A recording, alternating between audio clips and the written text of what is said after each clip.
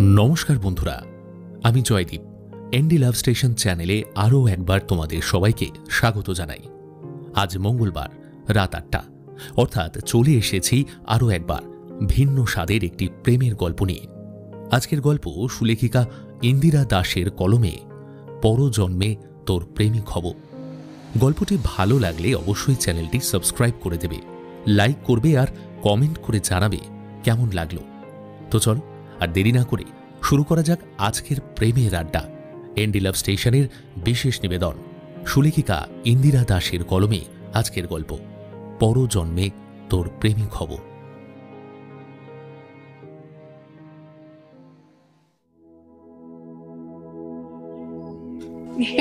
আরে আরে অনু, এইভাবে ঘুরলে তোমার মাথাটা ঘুরে যাবে। কি করছো? বেশ কয়েকবার বারণ করলেও কে শোনে কার কথা।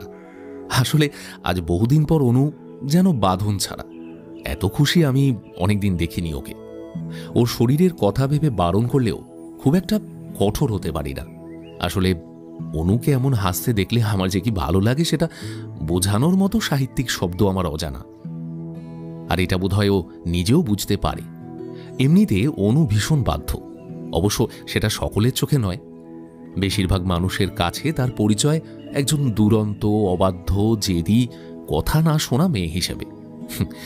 সত্যি কথা বলতে, ওকে নিয়ে কথা বলতে গিয়ে সবাই যখন এসব বিশেষণ ব্যবহার করে আমার কিন্তু বেশ মজাই লাগে। কেন বলুন তো ওকে শান্ত হতে হবে? সমাজের কিছু সমালোচক তাকে সেই হিসাবে দেখতে চাইছে বলে? অনু তো আমার জীবনে উত্তাল সমুদ্রের মতো, কখনো থামতে জানে না। এই যা, কথা বলতে বলতে নিজের পরিচয় দিতেই ভুলে গেছি। আমি অর্জুন। অনুকে সেটা নিশ্চয়ই বলে দিতে হবে না। আচ্ছা, তবুও বলি, অনু আমার জীবনের সবচেয়ে বড় বন্ধু, যাকে আমি বিয়ের বাঁধনে বন্দি করেছি। আসলে এই গল্পটা শুরু হয়েছিল বিয়ের কিছু বছর আগে। দেখবেন কিছু কিছু স্মৃতি প্রয়োজনের তুলনায় একটু বেশি জীবন্ত হয়ে থাকে। তাই আজকেও যখন ঘটনাগুলো মনে করি তখন মনে হয় এই তো সেদিনের গল্প। পড়াশোনা শেষ করে বছর দুয়েক শিক্ষিত বেকারত্বের স্বাদ গ্রহণ করেছিলাম। আমাদের সমাজে আজও একটা বেকার ছেলে ওই 10 জন বিবাহযোগ্যা কন্যার সমান। সবসময় চোখে পড়ত মা বাবার মাথার উপর দুশ্চিন্তার পাহাড়। ওদের সান্ত্বনা দেওয়ার মতো কোনো যুক্তি কখনোই খুঁজে পাইনি, কারণ আমার নিজের কাছেও কোনো জবাব ছিল না সেসবের। মা বাবা যদিও আমাকে সেভাবে কিছু বলতো না, অবশ্য সেটার একটা কারণ ছিল।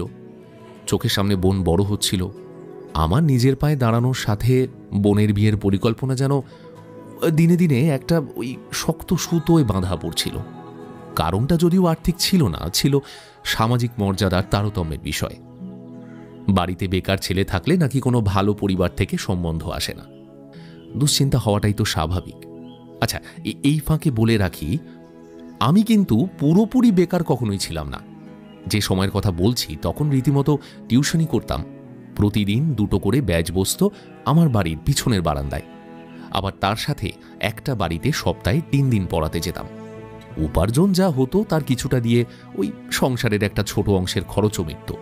কিন্তু সমস্যা হচ্ছে, আমার উপার্জন যাই হোক না কেন সেটা তো আর কোনো চাকরি থেকে আসছে না, আবার বিশেষভাবে বলতে গেলে সরকারি চাকরি। আমাদের মধ্যবিত্ত সংসারে তাই আমার উপার্জনটাকে খুব একটা উঁচু নজরে দেখা হতো না। অর্থাৎ সে সময় আমি এমন একজন বেকার ছেলে যে কিনা ওই টুকটাক নিজে খরচ চালানোর জন্য ছাত্র পড়াই। তা সে যে যাই বলুক, সেই সামান্য উপার্জন থেকে টাকা জমিয়ে বোনের জন্মদিনে উপহার দিয়েছি। দুর্গাপূজার সময় মাকে একটা শাড়ি আর বাবার হাতে একটা জামা প্যান্টের পিস তুলে দিয়েছি। বাবা বলতো, আরে বাবা, এসব করার কি খুব দরকার ছিল? টিউশনে করে তো ওই কটা টাকা হাতে পাস, তার মধ্যে এসব কেন? কিন্তু সত্যি যে এসব কেন সেটা ওদের চোখে মুখের খুশিতেই লেখা থাকে। ছেলের থেকে উপহার পেলে সব বাবা মারই যে ভালো লাগে সেটা বুঝতে জিনিয়াস হতে হয় না। কিন্তু তবু কেন জানি না এই উপহারগুলো কখনোই যথেষ্ট ছিল না। এটার অবশ্য একটা কারণ ছিল। বাবা বেশ কয়েকবার আমার উপর ভরসা হারিয়ে ব্যবসা শুরু করার পরামর্শ দিয়েছিল, আর বারে বারে সেখানে আমি একটা অবাধ্য ছেলের ভূমিকা পালন করেছিলাম। সেই থেকে ওদের অভিমানের একটা আঁচ পেতাম। মা আমার দেওয়া শাড়িটা হাতে নিয়ে উল্টে পাল্টে দেখে ঠোঁটের কোণে একটু হাসি নিয়ে বলতো, বেশ পুজোর মধ্যে একদিন পরবো। কথাটা বলে খাটের উপর রেখে নিজের কাজে চলে যেত। এই জায়গায় আমার বোন কিন্তু খুব সৎ ছিল। ও হাতে পুজোর পোশাকটা তুলে নিয়ে মুখ বেঁকিয়ে নানাভাবে অপছন্দের বিষয়টা বলে দিত। একবার বলেছিল, ইস, জানতাম তুই এই রকমই কিছু একটা কিনবি। কোনো চয়েস নেই তোর না দাদা?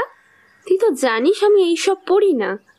তোর কাছে টাকা কম ছিল যখন, অন্য কিছু আনতে পারতিস আমার জন্য। ধ্যাৎ, ভাল লাগে না। আরে বাবা, তুই একবার ড্রেসটা পরে দেখিস, তোকে একদম পরীর মতো দেখতে লাগবে।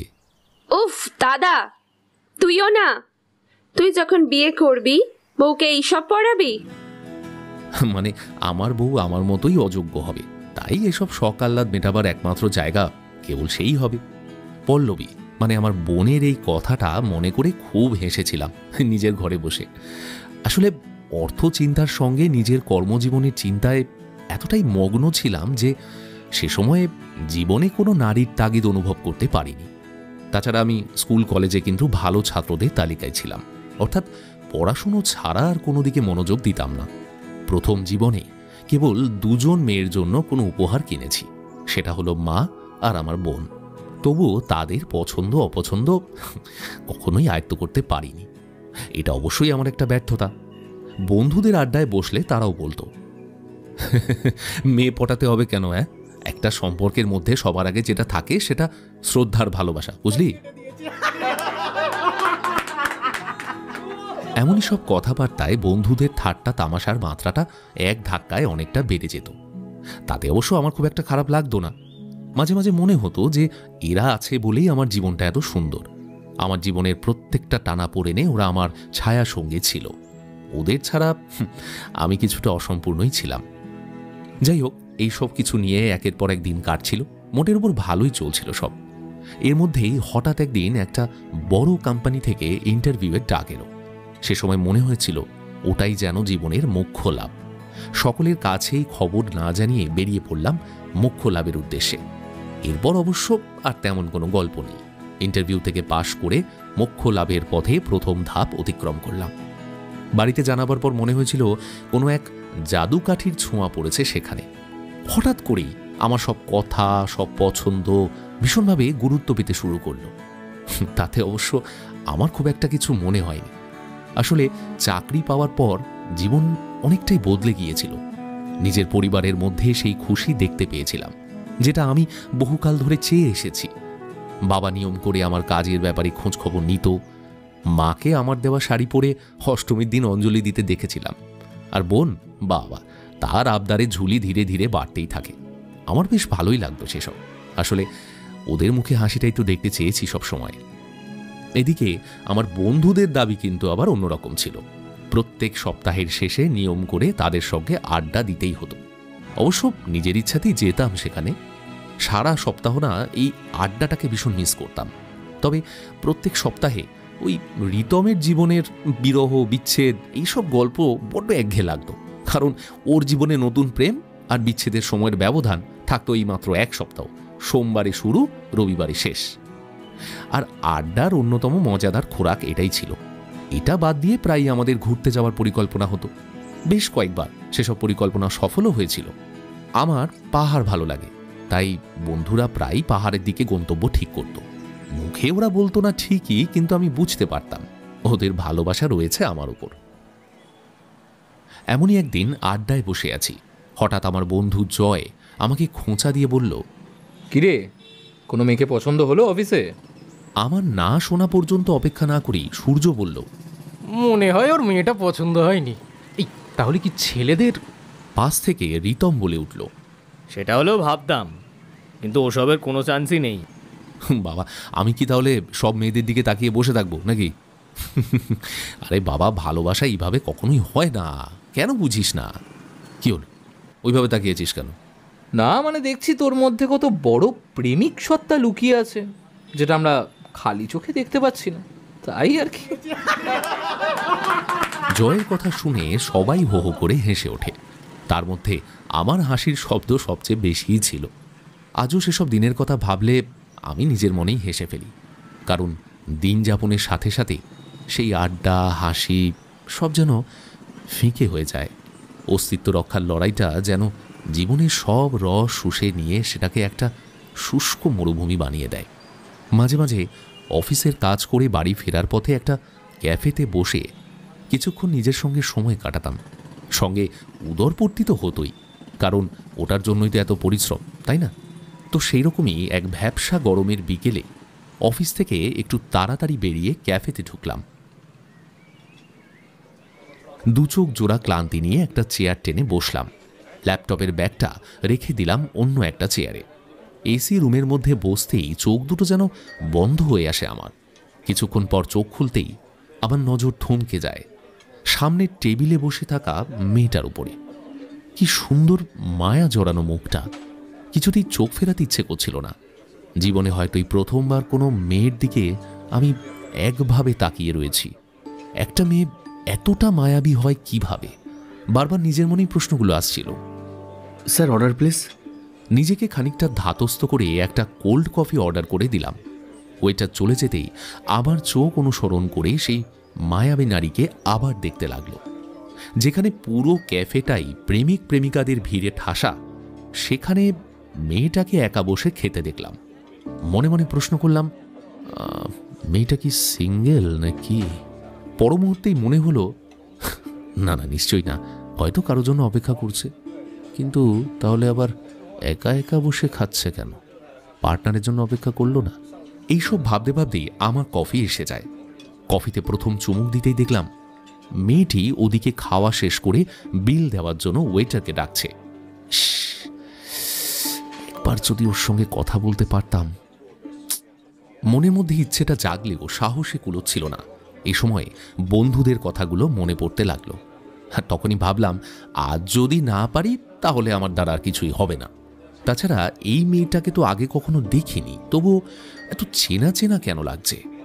এইসব কথা মাথার মধ্যে ঘুরপাক খাচ্ছিল। হঠাৎ মনের সর্বশক্তি প্রয়োগ করে মেয়েটির সঙ্গে কথা বলার জন্য তার টেবিলের সামনে গেলাম। Excuse me, can I sit here?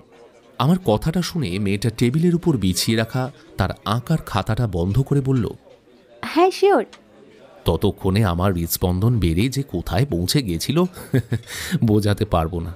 অনেক কষ্টে সেসব উপেক্ষা করে তাকে জিজ্ঞেস করলাম, বলছি, আপনি কি আঁকেন? হ্যাঁ, ওই আর কি চেষ্টা করি একটু আধটু। কিন্তু কেন বলুন তো? না মানে, আমি দেখলাম আপনার এই আঁকার খাতাটা খোলা ছিল। আসলে আমার ভীষণ ড্রয়িং ভালো লাগে, তাই আর কি। আচ্ছা, আপনি কি এই ক্যাফেতে প্রথমবার এলেন? আমি কিছু উত্তর দেওয়ার আগেই সে আবার বলল, আমি তো আজ প্রথম এলাম, কিন্তু এখানকার খাবারের টেস্ট আমার একটুও ভালো লাগেনি। বাই দ্য ওয়ে, আপনার কেমন লাগলো? না মানে, আমি এখানে প্রায়ই আসি। আপনার নামটা কি জানতে পারি? আচ্ছা, একজন অচেনা অজানা মানুষকে আমার নাম কেন বলবো? আর তাছাড়া আমার নাম জেনে আপনার লাভ চাই বা কি? না আসলে এখানে তো বেশিরভাগ মানে কাপলরা আসে, আপনাকে একা বসে থাকতে দেখে একটু অবাক হয়েছি। ও তাই বলুন, আমিও না সেটাই দেখছিলাম। আসলে আমি আঁকার ক্লাস থেকে বেরিয়ে এখানে খেতে এসেছি। এই, আপনি কি আমার কাজ দেখবেন? দেখলাম ওর সাথে কথা বলার সাথে সাথে চোখে মুখে কেমন একটা শিশুসুলভ উৎসাহ ফুটে উঠছিল। আমি আশা করিনি যে মেয়েটি আমার সঙ্গে প্রথম পরিচয় মানে এত ভালো করে কথা বলবে। তার কথায় মাথা নেড়ে সম্মতি জানাতেই মেয়েটি খাতা খুলে একের পর এক ছবি দেখাতে শুরু করে। আরও একবার আমি মুগ্ধ হলাম। এত সুন্দর হাতের কাজ। একদৃষ্টে দেখছিলাম ছবিগুলোকে, মনে হচ্ছিল এই শিল্পীর হাতে যেন সব ছবি জীবন্ত হয়ে ওঠে। আপনার ভালো লাগেনি তাই না? কি যে বলছেন আপনি! এইরকম ছবি কারো খারাপ লাগতে পারে? এই যা, দেখেছেন তো, আমার নামটাই তো তখন আপনাকে বলা হয়নি। আমার নাম অনু। আর আপনার? আমি Arjun. Nice to meet you. Anu আমার গলায় ঝোলানো আই কার্ডের দিকে তাকিয়ে জিজ্ঞেস করলো, আপনি কি ইঞ্জিনিয়ার? মাথা নাড়লাম আমি। হঠাৎ সে হাতের ঘড়িটা দেখে বলল, এই রে, আপনার সাথে কথা বলতে বলতে আজ আমার দেরি হয়ে গেল। ঠিক আছে, আজ আমি উঠি। হ্যাঁ। কথাটা বলার সাথে সাথে অনু তার খাতাটা ব্যাগের মধ্যে ঢুকিয়ে নিয়ে খাবারের বিল মিটিয়ে দিয়ে বেরিয়ে গেল। সেই মুহূর্তে ওর তাড়াহুড়ো দেখে আমি আর কিছু বলতে পারলাম না, বোকার মতো চেয়েছিলাম। অনু বেরিয়ে যাবার পর সেই সন্ধ্যায় প্রথমবার আমার মনে হয়েছিল সময় কেন থমকে গেল না। নিজের অজান্তেই একটা অদ্ভুত মন খারাপের সূত্রপাত হয়েছিল সেদিন। ইস, একটু সাহস করে যদি ওর মোবাইল নাম্বারটা চাইতে পারতাম। পরক্ষণেই আবার মনে হলো, না, যদি আবার আমাকে খারাপ ভাবত। কিন্তু খারাপ কেন মনে করবে? আমার তো কোনো খারাপ উদ্দেশ্য নেই। মনের মধ্যে একের পর এক প্রশ্নের ভিড়ে আমার মাথাটা কেমন ঘেঁটে যাচ্ছিল। সেদিন বাড়ি ফেরার পরেও আমি বেশ আনমনা হয়েছিলাম। বহু প্রেমের গল্পের লেখকরা এমনটাই বলে এসেছেন। তবে আমিও কি ওই মায়াবী মেয়েটার মানে অনুর প্রেমে পড়ে গেলাম? কিন্তু তাই বলে প্রথম দেখেই। এরপর একদিন আমি একটু তাড়াতাড়ি অফিস থেকে বেরিয়ে সোজা গেলাম সেই ক্যাফেতে। দেখলাম আগের দিন যে চেয়ারে অনু বসেছিল সেটা ফাঁকা পড়ে আছে। আমি ওই টেবিলেই একটা চেয়ার টেনে নিয়ে বসলাম। প্রত্যেক দিনের মতোই কফি অর্ডার করে দরজার দিকে তাকিয়ে রইলাম। অকারণেই মনের ভিতরে একটা বিশ্বাস প্রকট হয়ে উঠছিল, আর সেটার অপেক্ষাতেই বসেছিলাম আমি। বহুবার ওখানে যাওয়ার সূত্রে আমি ক্যাফের সকল কর্মচারীদের কাছে একটা চেনা মুখ হয়ে গিয়েছিলাম। দরজার দিকে আমাকে ওইভাবে তাকিয়ে থাকতে খেয়াল করে একজন ওয়েটার এসে জিজ্ঞাসা করল, স্যার আপনি কি কারোর জন্য ওয়েট করছেন? মনে আছে, আমি মৃদু হেসে আত্মবিশ্বাসের সঙ্গে ইয়েস বলে দিয়েছিলাম। নিজেকে কোনো এক রূপকথার গল্পের প্রেমিক বলেই মনে হচ্ছিল। কিন্তু বেশ কিছুক্ষণ কেটে যাওয়ার পরেও অনিশ্চয়তার জাল ছিঁড়ে যখন বাস্তবে ফিরলাম, তখন আমার মনটা ভাঙল। ক্যাফের সদর দরজা দিকে তাকিয়ে বসে থাকাই সার হলো। অনুর দেখা পেলাম না সেদিন। প্রায় ঘণ্টাখানেক পর বিল মিটিয়ে বেরিয়ে আসি। রাস্তার ফুটপাত ধরে হাঁটার সময় নিজের উপর ভীষণ রাগ হচ্ছিল। আমি কি একটু বেশিই ভাবছি? নিশ্চয়ই তাই। আমাদের জীবনের এই সফরে কত মানুষের সঙ্গেই তো দেখা হয়ে যায়, কিন্তু আমরা কি সবাইকে মনে রাখতে পারি? তাছাড়া অনু কি আমাকে নিয়ে একবারও ভেবেছে? নিশ্চয়ই না, কারণ পথ চলতি সব মানুষকে মনে রাখা কখনোই সম্ভব নয়, আর সে দায়ও কারো নেই। এইসব আকাশ পাতাল ভাবতে ভাবতে আমি বাড়ির পথ ধরলাম। মিথ্যে কথা বলবো না, আপ্রাণ চেষ্টা করেও না নিজের মনটাকে পুরোপুরি বোঝাতে পারিনি। বারবার ওই অনুর মায়াবী দুটো চোখ, নিষ্পাপ হাসি, এগুলো মনে পড়ে যাচ্ছিল। একবার মনে হয়েছিল আমার বন্ধুগুলোকে অনুর কথা জানাবো, কিন্তু পরক্ষণেই আমি সিদ্ধান্ত বদলে ফেলি। কারণ একে তো ওরা আমাকে নিয়ে সবসময় মজা করে, তারপর আবার এইসব কথা জানতে পারলে আর রক্ষে নেই। আমার নাকি কোনো মেয়েকে মনে ধরেছে, সেটাও আবার প্রথম দেখাতেই। উফ, ভাবা যায়? মনে আছে সেদিন রাতে খাবার টেবিলে আমি অন্যমনস্ক ছিলাম। আমার বোন সেটা লক্ষ্য করলো, বলল, কি রে দাদা, বেশ কয়েকদিন ধরে দেখছি তুই এইরকম চুপচাপ আছিস। সবকিছু ঠিক আছে তো? বোনের কথা শুনে মা বাবা দুজনেই আমার দিকে জিজ্ঞাসু দৃষ্টিতে তাকালো। আমি বোনের দিকে তাকিয়ে জিজ্ঞেস করলাম, কেন, কি হবে? তুই কোথায় আমাকে চুপচাপ দেখলি বলতো? হ্যাঁ, আমি কিন্তু একটু একটু গেস করতে পারছি। দেখিস বাবা, কিছু সিরিয়াস কেস থাকলে আগে ভাগে বলে দিস। মানে? ওসব মানে কি আর আমি জানি? তবে আমার মনে হয় সামথিং হ্যাপেনিং। কিরে দাদা, ঠিক বলছি? দেখ, তোর যদি কোনো মেয়েকে পছন্দ হয় আগে থেকেই জানিয়ে দিস কিন্তু। আরে বাবা, কোথাকার কথা কোথায় টেনে আনছিস? নিজেই বলছিস, নিজেই উত্তর দিচ্ছিস। তোর কি মনে হচ্ছে না যে তুই একটু বেশি বাড়াবাড়ি করছিস? হ্যাঁ, আমার তো মনে হচ্ছে তোর কোনো কেস আছে এখানে। কিরে, তোর কোনো ছেলেকে পছন্দ নাকি? আছে একটা ছেলে, তবে ওকে বিয়ে করব কিনা কিছুদিন পর জানাবো। এসব শুনে আমি অপ্রস্তুত হয়ে পড়লেও ওর তাতে বিন্দুমাত্র কিছু মনে হয়নি, কারণ পল্লবী এই ধরনের কথাবার্তা বলে নিজেকে আধুনিকা প্রমাণ করার চেষ্টা করত। সেটা আবার মা বাবা দুজনেই সমর্থন করত।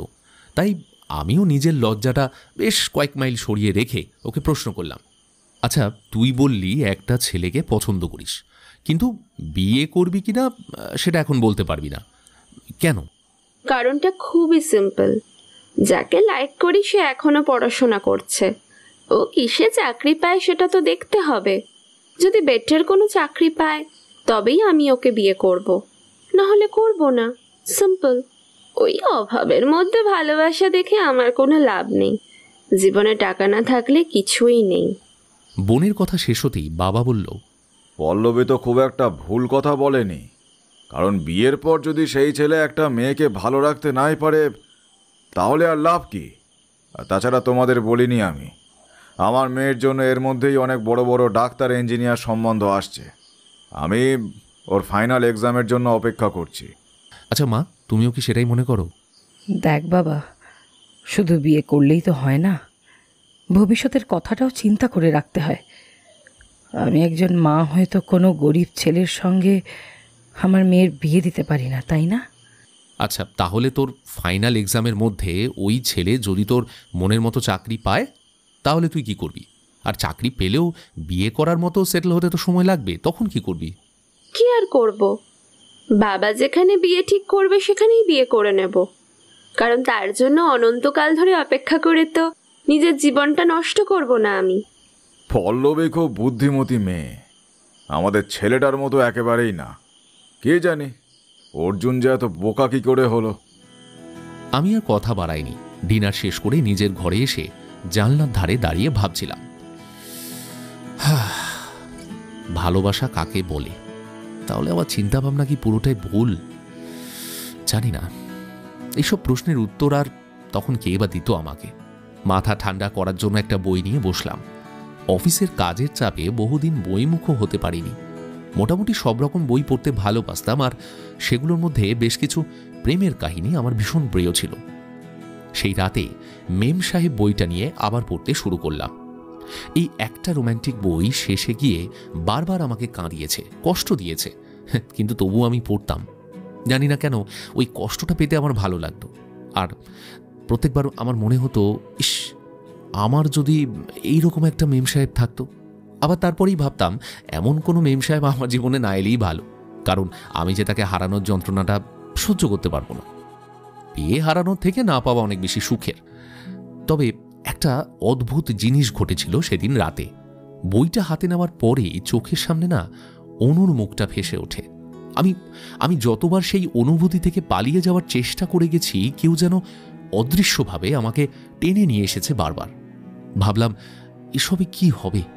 তার সঙ্গে তো দেখাই হবে না, আর হলেই বা কি? আমি কি এই অনুভূতিগুলো বলতে পারবো ওকে কখনো? মনে হয় না। কর্মজীবনের পাকচক্রে আড্ডা থেকে বেশ দূরত্ব তৈরি হয়ে গেলেও বন্ধুদের সঙ্গে যোগাযোগ ছিল। মাঝে মধ্যে ফোনে কথা হতো, কিন্তু আমি ওদের কাছে এই বিষয়ে কোনোদিন কিচ্ছু বলিনি। যদিও চেষ্টা করতাম বলার। মনে হতো যদি আমার ওই শয়তান বন্ধুগুলোকে অনুকে খোঁজার দায়িত্ব দিতে পারি। কিন্তু তারপরেই ভাবতাম, এই বিষয়ে কিছু জানালে সবার আগে ওদের কাছে মজার পাত্র হতে হবে। তখনকার মতো বন্ধুদের থেকে বিষয়টাকে আড়াল করে এরপর আমি প্রায় প্রত্যেক দিন ওই ক্যাফেতে গিয়ে বসতে শুরু করলাম। কিন্তু কতদিন আর এভাবে আশাহত হওয়া যায়? 1 মাস পর আর ওই ক্যাফেতে ঢুকতে ইচ্ছে করতো না। কিন্তু তারপরেও দেখতাম ভিতর থেকে কেউ যেন বলপূর্বক আমাকে সেখানে নিয়ে যেত। এরকমই একদিন শারীরিক এবং তীব্র মানসিক ক্লান্তি নিয়ে ক্যাফেতে ঢুকে একদম কোণের একটা টেবিলের দিকে এগিয়ে গেলাম। কাঁধ থেকে ল্যাপটপের ভারী ব্যাগটা একটা চেয়ারের উপর রেখে দিলাম। চোখ দুটো যেন বন্ধ হয়ে আসছিল। সেদিন আর দরজার দিকে তাকাইনি। পকেট থেকে মোবাইলটা বের করে নিজের মনে ইউটিউব দেখছিলাম। হঠাৎ কানে এলো, আরে ইঞ্জিনিয়ার বাবু যে। বিশ্বাস করুন, মাথার মধ্যে যেন একটা বিদ্যুৎ খেলে গেল মুহূর্তের মধ্যে। পরিচিত সেই কণ্ঠস্বরে এক ধাক্কায় সব ক্লান্তি যেন দৌড়ে পালিয়ে গেল। মোবাইল থেকে চোখ সরিয়ে দেখি আমার সামনে দাঁড়িয়ে আছে অনু। এই ক্যাফেতে এসে বসার আমার একমাত্র জীবন্ত কারণ। আমি নিজের চোখকে কিছুতেই বিশ্বাস করতে পারছিলাম না। অবাক হয়ে উঠে দাঁড়াতেই ও আমাকে বলল, কি হলো? What a surprise! কেমন আছেন? হ্যাঁ, সে তো বটেই। প্লিজ বসুন না। না, আজ আর না বসা হবে না। আসলে আজ আমার সঙ্গে আরও একজন আছে। আমি একটু ভালো করে সেই একজনকে দেখলাম, সুদর্শন পুরুষ। আর সেটা দেখেই মনে একটা আশঙ্কা করা নাড়ল। অবশ্য ওইখানে আমি একজন অভিজ্ঞ অভিনেতার ভূমিকা পালন করেছিলাম। মনের থেকে সব আশঙ্কা ঢেকে অনুকে বললাম, আপনি কি এখনই চলে যাবেন? না না, কিছুক্ষণ আছি। আজ আপনাকে এখানে দেখব সত্যি আশা করিনি। আসলে এদিকে একটা কাজে এসেছিলাম, বাট সেটা মিটল না। তাই যেতে যেতে ভাবলাম এখানে কিছুক্ষণ বসে যাই। এই ক্যাফের অ্যাম্বিয়েন্সটা কিন্তু দারুণ। কিন্তু কি অদ্ভুত ব্যাপার দেখুন, আজও আপনার সঙ্গে দেখা হয়ে গেল। আচ্ছা, আপনি কি এখানে রোজ আসেন? না না, রোজ আর সময় পাই কোথায়। ওই আমি আজকে অফিস থেকে একটু তাড়াতাড়ি বেরিয়েছিলাম, তাই একবার চলেই এলাম। হ্যাঁ, ওটা আপনি ঠিকই বলেছেন, এখানকার পরিবেশটা খুব ভালো লাগে আমার, সুদিং। লক্ষ্য করলাম ক্যাফের একজন মহিলা কর্মচারী অন্য টেবিলে খাবার সার্ভ করতে এসে আমার কথা শুনে একটু মুচকি হেসে বেরিয়ে গেল। আমি তাড়াতাড়ি প্রসঙ্গ ঘোরানোর জন্য বললাম, আপনার রং তুলি কেমন আছে বলুন। বাহ, এটা বেশ বললেন তো। কারণ আপনার হাতে ওই দুটো জিনিস জীবন্ত হয়ে যায়, সেটা আপনার কাজ দেখলেই মনে হয়। কিছু না বললেও খুশিতে অনুর মুখের সৌন্দর্য যেন আরো বহুগুণ বেড়ে গেল। কন্ট্যাক্ট নাম্বারটা চাইবো কি চাইবো না, মনের ভিতরে এই দ্বন্দ্ব যখন চলছে তখন হঠাৎ প্রশ্ন এলো, আচ্ছা, আপনার নাম্বারটা কি পাওয়া যাবে? শুনে তো আমার হাতে চাঁদ পাওয়ার মতো অবস্থা। বুঝতে পারছিলাম আমার নার্ভ ফেল করছে প্রায়।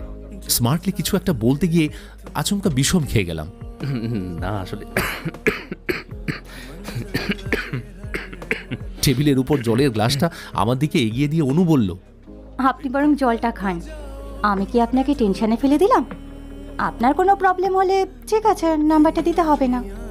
আরে না না, কি যে বলছেন আপনি। আসলে আপনার মতো একজন গুণী মানুষ আমার নাম্বার চাইবে এটা আমি ভাবতে পারিনি। আচমকা মানে ওই বিষম খেয়ে গেলাম আর কি। আপনি কি বুঝতে পারছেন যে আপনি একটু বেশিই বাড়াবাড়ি করছেন? আমি আর কথা না বাড়িয়ে নাম্বারটা দিলাম। অনু ওর ফোন থেকে আমার নাম্বারে কল করতেই ওর নাম্বারটা মোবাইলের স্ক্রিনে ভেসে উঠল। ইচ্ছে করছিল মুষ্টিবদ্ধ হাত দুটো বাতাসে ছুড়ে উল্লাস করতে, কিন্তু পরিবেশ পরিস্থিতি আমাকে সংযত হতে বাধ্য করল। তবে ওই ভালো লাগার মধ্যেও একটা কিন্তু কিন্তু ভাব থেকে গেল। তার কারণ অনুর সাথে আসা ওই ছেলেটি। আমি ওই ছেলেটি সম্পর্কে কিছু জিজ্ঞেস করলাম না যদিও, তবে আশঙ্কা হয় না যে লক্ষ লক্ষ প্রেমিক হৃদয় ঝড় তোলার জন্য যথেষ্ট, সেই রকমই একটা আশঙ্কার ঘণ্টা সেই সময় আমার হৃদয়েও বেজেছিল। কিন্তু তার শব্দ আমি বাইরে আসতে দিইনি। এরপর অনুর সঙ্গে সেদিন আর খুব বেশি কথা হয়নি। ওর চলে যাওয়া পর্যন্ত আমি ওখানেই বসেছিলাম, জানি না কিসের আশায়। প্রবল উৎকণ্ঠা নিয়ে একটা একটা করে দিন কাটছিল। সাহস করে ওর নাম্বারে একদিনও কোনো কল বা মেসেজ করিনি। শুধুমাত্র অসীম ধৈর্য নিয়ে অপেক্ষা করেছি যে আমি বেশিরভাগ সময় মোবাইল সঙ্গে নিতে ভুলে যেতাম, সে কিনা এরপর থেকে ফোনটাকে সব সময় বুকের কাছে নিয়ে ঘুরে বেড়াতে শুরু করলাম। বোন টিটকিরি মেরে বলতো, কি রে, আজকাল মোবাইলটা একটু বেশি দেখছিস মনে হচ্ছে। আমি কিছুতেই বুঝতে পারতাম না যে আমার থেকে 4 বছরের ছোট বোন কিভাবে সবকিছু বুঝতে পেরে যাচ্ছিল। তবে সত্যি বলতে কি, এই অপেক্ষাটা আমার খুব ভালো লাগতে শুরু করেছিল। দ্বিতীয়বার অনুর সঙ্গে দেখা হওয়ার পর থেকে সময়ের উপর অদ্ভুত বিশ্বাস তৈরি হয়ে গেছিল আমার। সময় এবং সুযোগ পেলে আমি ওই ক্যাফেতে যেতাম। ধীরে ধীরে জায়গাটাকে আমার খুব আপন মনে হচ্ছিল। রেস্তোরাঁর প্রত্যেকটা কোণায়, প্রত্যেকটা চেয়ারে নিজের মনেই অনুর সঙ্গে কত যে ডেট করে ফেলেছিলাম তার হিসেব রাখিনি। কিন্তু কখনোই সেই ডেট সম্পূর্ণ হতো না। তার আগেই কয়েকটা শব্দ এসে সেই স্বপ্নের তারটা ছিঁড়ে দিত। Sir, order please. এরপর ওয়েটারের দিকে একটা শুকনো বেজার মুখে চেয়ে 1 কাপ স্ট্রং কফি অর্ডার দিতাম। হঠাৎ এক রাতে এক প্রকার থাকতে না পেরেই অসম্ভব সাহস নিয়ে অনুকে মেসেজ করে ফেললাম। লিখলাম, হ্যালো, কেমন আছেন? পরবর্তী 3 মিনিটের মধ্যেই উত্তর আসে, আমি ভালো আছি, আপনি কেমন আছেন? ভালো আছি। আমার নাম্বারটা কি আপনার কাছে সেভ করা ছিল? হ্যাঁ, ছিল তো। এখন মুশকিল হলো, ছন্দবদ্ধভাবে অনুভূতি প্রকাশ করার মতো গুণী মানুষ কোনো কালই আমি ছিলাম না। সুতরাং এরপর একে অপরের কাজের কথা বলেই আমাদের মধ্যে কথোপকথন সেই রাতের মতো শেষ হয়েছিল। এরপর থেকে মোটামুটি নিয়মিতভাবে আমাদের মধ্যে কথাবার্তা চলত, কিন্তু ওই টুকটাক আলোচনার মধ্যেই সীমাবদ্ধ ছিল। প্রথম দিন যখন ওকে আমি দেখেছিলাম, মনে হয়েছিল যেন কত লক্ষ কোটি বছর ধরে এই মানুষটাকে আমি চিনি। অনু সেই মানুষটাই যাকে আমি বহু বছর ধরে খুঁজে বেরিয়েছি। অবশ্য এসব কথা আমি ওকে কখনোই বলতে চাইনি। ওর মায়াবী চোখ দুটো আর নিষ্পাপ হাসিতেই আমি আটকে গেছি। যদিও সেদিন ওর সঙ্গে থাকা ছেলেটাকে দেখে আমার ভিতরে একটা ঈর্ষা কাজ করছিল। কোনো এক অদৃশ্য অভিমান আমার মন জুড়ে ভেসে বেরিয়েছে অনেক দিন। তাও আরও কয়েকদিন কথা বলার পর আমি ওকে রোজ নিয়ম করেই মেসেজ করা শুরু করলাম। অনুর দিক থেকেও এই নিয়ে কোনোদিন কোনো প্রকার বিরক্তি বুঝিনি। অতএব ধীরে ধীরে বার্তালাপের মাধ্যম মেসেজ ছাড়িয়ে ভয়েস কল পর্যন্ত পৌঁছে গেল। একদিন আমি ওর সঙ্গে ফোনে কথা বলার সময় একটু ঘুর পথে প্রস্তাব রাখলাম। বললাম, আচ্ছা অনু, বলছি ওই ক্যাফের আইটেম শুনেছি আগের থেকে অনেক বেশি টেস্টি হয়েছে এখন। আমারও আসলে অনেকদিন ওখানে যাওয়া হয় না, ভাবছি একদিন গেলে মন্দ হয় না, কি বলেন আপনি? বাবারে, একটা সিম্পল কথা এত ঘুরিয়ে বলার কি আছে? একদিন মিট করতে চাইছেন, তাই তো? তাহলে এই উইকেন্ডে প্ল্যান হোক। ডান। মনে আছে সারা রাত ধরে ভেবেছিলাম অনুর জন্য আমি কি উপহার নিয়ে যাব। আসলে আমি ওর পছন্দ অপছন্দ তেমন কিছুই জানতাম না, তাই আমার পক্ষে এটা একটা পরীক্ষা সম চাপ ছিল। কিন্তু এখানে তো পিছিয়ে গেলে চলবে না, তাই পরের দিন অফিস ছুটির পর বেরোলাম অনুর জন্য উপহার কিনতে। শপিং মলের উইমেন সেকশনের সামনে এরকম বোকার মতো আমি কখনো দাঁড়িয়ে থাকিনি। বিচিত্র সব অভিজ্ঞতা মাথার মধ্যে ঘুরপাক খাচ্ছিল। তখন মনে পড়ে গেল আমার বাড়ির মহিলাদের জন্য আজ পর্যন্ত আমি নিজে হাতে যা কিনেছি তা একবারও কারো মনে ধরেনি। আর এখানে তো আমি জানি না অনুর কি পছন্দ বা অপছন্দ। এদিকে সব বাহারি সামগ্রী দেখতে দেখতে হঠাৎ করেই একটা ছোট্ট মুক্তোর লকেট আমার দৃষ্টি আকর্ষণ করলো। চট করে একবার চোখ বন্ধ করে ওই লকেটটা অনুর গলায় কল্পনা করে নিলাম। তারপর মনের সব প্রশ্নকে দূরে সরিয়ে রেখে সেটাই কিনে নিলাম। তবে একটা দ্বন্দ্ব কিন্তু মনের মধ্যে চলছিল। মাঝে মাঝে মনে হচ্ছিল যদি উপহারটা ওর পছন্দ না হয়। শনিবারে সকাল থেকে টেনশনের শেষ ছিল না আমার। আগের রাতটা প্রায় না ঘুমিয়েই কাটিয়ে দিয়েছিলাম। প্রায় ভোরের দিকে এসে চোখ বন্ধ হয়। সকালে ঘুম ভাঙলে মোবাইলটা হাতে নিয়ে চমকে উঠলাম। হুড়মুড়িয়ে বিছানা ছেড়ে উঠে পড়লাম। নিজের সব কাজ মিটিয়ে আমি তৈরি হচ্ছি, এমন সময় মা ঘরে ঢুকে জিজ্ঞেস করলো, তুই কি কোথাও বেরোচ্ছিস? হ্যাঁ গো মা, বেরোবো, এমনিতেই তো দেরি হয়ে গেছে। হ্যাঁ রে, খেয়ে যাবি তো? আমি মাথা নেড়ে না বললাম। এরপর মা যেটা করলো তেমন পরিস্থিতি আমি জীবনে কখনো প্রত্যাশা করিনি। আমার খাটে বসে মা কিছুক্ষণ আমার দিকে তাকিয়ে রইল, তারপর জিজ্ঞেস করলো, কয়েকদিন ধরে দেখছি তুই ফোনে কারোর সঙ্গে কথা বলিস, আবার আমাদের দেখলেই কথা বন্ধ করে দিস। মাঝে মাঝে একটু আনমনাও থাকিস আবার। এই কি ব্যাপার রে? কোনো মেয়েকে পছন্দ হয়েছে নাকি তোর? সেরকম হলে আমাদেরও বল, আমরাও দেখি। আরে সেরকম কিছু না মা, আর যদি তেমন কিছু থাকে তো তোমাকে বলতে হবে, আমি তো নিজেই বলবো, তাই না? জানি না মা সেদিন কি বুঝেছিল, তবে তারপর আর কথা বাড়ায়নি। যাই হোক, আমি সেদিন নির্ধারিত সময়ের বেশ কিছু আগেই ক্যাফেতে পৌঁছে গেছিলাম। এই অপেক্ষাটা আমার অনেক দিন থেকে ভালো লাগতে শুরু করেছিল, সেটা আগেই বলেছি। সেদিন আমি আর বারবার ঘড়ি দেখিনি, কারণ সকালেই অনু মেসেজ করে জানিয়েছিল যে সে একদম ঠিক সময় পৌঁছে যাবে। আমার পছন্দের আকাশি নীল রঙের টি শার্ট আর সঙ্গে ব্ল্যাক জিন্সটা পরেছিলাম। নিজের চেহারা সম্পর্কে যথেষ্ট অবগত থাকার পরেও আমি চেয়েছিলাম যে ওই দিন যেন আমাকে একটু দেখতে ভালো লাগে। কিছুক্ষণের মধ্যেই অনু এসে যায়। ওকে যে কি অপূর্ব দেখতে লাগছিল, আমার চোখ দুটো যেন আটকে গেছিল। সেই মুহূর্তে মনে হয়েছিল আমার সামনে পৃথিবীর সবচেয়ে সুন্দর মেয়েটা এসে দাঁড়িয়েছে। বলল, আরে বাহ, আজকে তো আপনাকে বেশ হ্যান্ডসাম লাগছে। কথাটা কানে যেতেই বাস্তবে ফিরে আসি। প্রশংসার প্রত্যুত্তরে কেবলমাত্র লাজুকভাবে হাসলাম। অনু আবার বলল, আসলে আমি তো এর আগে শুধু আপনাকে অফিসের ড্রেসেই দেখেছি, তাই বললাম। আমি এবারেও কোনো উত্তর না দিয়ে ব্যাগ থেকে গিফটের প্যাকেটটা বের করে ওর সামনে ধরে বললাম, দিস ইজ ফর ইউ। উপহারটা দেওয়ার সময় বুকের ভিতরটা কেমন যেন উথাল পাতাল করছিল। বারবার মনে হচ্ছিল যদি অনুর খারাপ লাগে, কিন্তু সেসব কিছুই হলো না। হাসি মুখে আমার উপহারটা নিয়ে একদম বাচ্চা মেয়ের মতো জিজ্ঞেস করলো, এটা আমার জন্য? না তো কি, এটা আমার জন্য? ওর খুশি ভরা মুখ দেখে আমি যেন নিজের মধ্যেই কোনো অতলে হারিয়ে যাচ্ছিলাম। হঠাৎ অনু বলল, দাঁড়ান, আপনাকে একটা জিনিস দেখাবো। এই বলে ও ব্যাগ থেকে একটা রোল করা পেপার আমার হাতে দিয়ে বলল, এটা দেখুন তো কেমন হয়েছে। আমি কোনো প্রকার বিলম্ব না করে কাগজটা খুলে দেখি অসাধারণ একটা ছবি। ছবিটা যদি একটু বর্ণনা না করি তাহলে কিন্তু আমার পাপ হবে। একটা ছেলে এবং একটি মেয়ের হাতের ছবি আঁকা ছিল সেখানে। নিখাদ বন্ধুত্বে আবদ্ধ সেই হাত দুটো।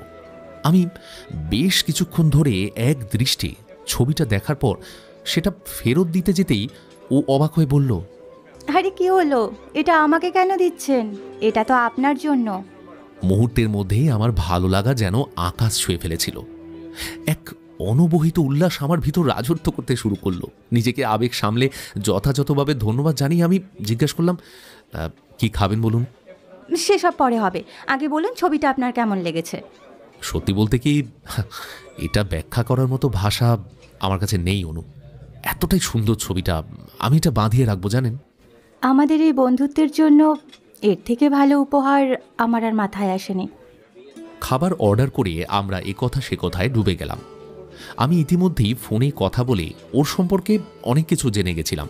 এই যেমন অনু আমার থেকে বছর 5 ছোট। ওরাও 2 ভাই বোন। ওর বাবা ব্যবসায়ী আর মা গৃহবধূ। গ্র্যাজুয়েশন করার পর নিজের প্যাশনের দিকেই সে ঝুঁকেছে, আর এই জিনিসটাই আলাদা করে আমার ভীষণ ভালো লেগেছিল। খেতে খেতে জিজ্ঞেস করলাম, আচ্ছা ওই আগের দিন আপনার সঙ্গে এখানে যাকে দেখলাম ওনার পরিচয় তো জানা হলো না, আপনার বন্ধু? ইস, দেখেছেন, আমি একদম বলতে ভুলে গেছিলাম, ওটা তো আমার উড-বি হাজব্যান্ড। এই পর্যন্ত বলেই অনু একটা বিষম খেলো, আর আমি নিজের অজান্তেই খাওয়া বন্ধ করে হাতের চামচটা নামিয়ে রাখলাম। কিছুক্ষণ পর জল খেয়ে ধাতস্থ হয়ে অনু বলল, উড-বি হাজব্যান্ড হতে পারতো, কিন্তু হয়নি। আমার মনে হলো বুক থেকে যেন একটা পাথর সরে গেল, কিন্তু কৌতূহল তখনও ছিল। জিজ্ঞেস করলাম, মানে ঠিক বুঝলাম না। মানে খুবই সিম্পল, বাবা মেয়ের বিয়ে দেওয়ার জন্য উঠে পড়ে লেগেছে। বাবার এক বন্ধুর ছেলে, যার আমাকে দেখে মনে হয়েছিল বিয়ে করবে, কিন্তু আমার সঙ্গে দেখা করার পর তার বিয়ে করার ইচ্ছেটাই হারিয়ে গেছে। এটা কিভাবে পসিবল? কারণ সম্বন্ধটা ভাঙার জন্যই তো ওর সঙ্গে আমি দেখা করেছি। আমি বোকার মতো ওর দিকে তাকিয়ে রইলাম। অনু সেটা দেখে বলল, বুঝতে পারলেন না?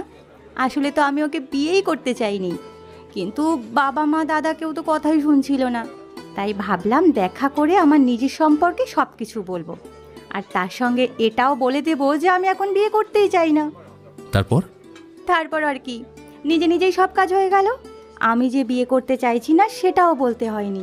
আমার কাজ আর আমার ফিউচার প্ল্যানিং শোনার পরে অপর পক্ষের বিয়ে করার ইন্টারেস্টটাই উড়ে গেছে। আরে বাস, আচ্ছা কি এমন প্ল্যান ছিল যেটা শুনে ইন্টারেস্ট হারাতে হলো? আমার কথা শুনে অনু নীরব থাকে কয়েক মুহূর্ত।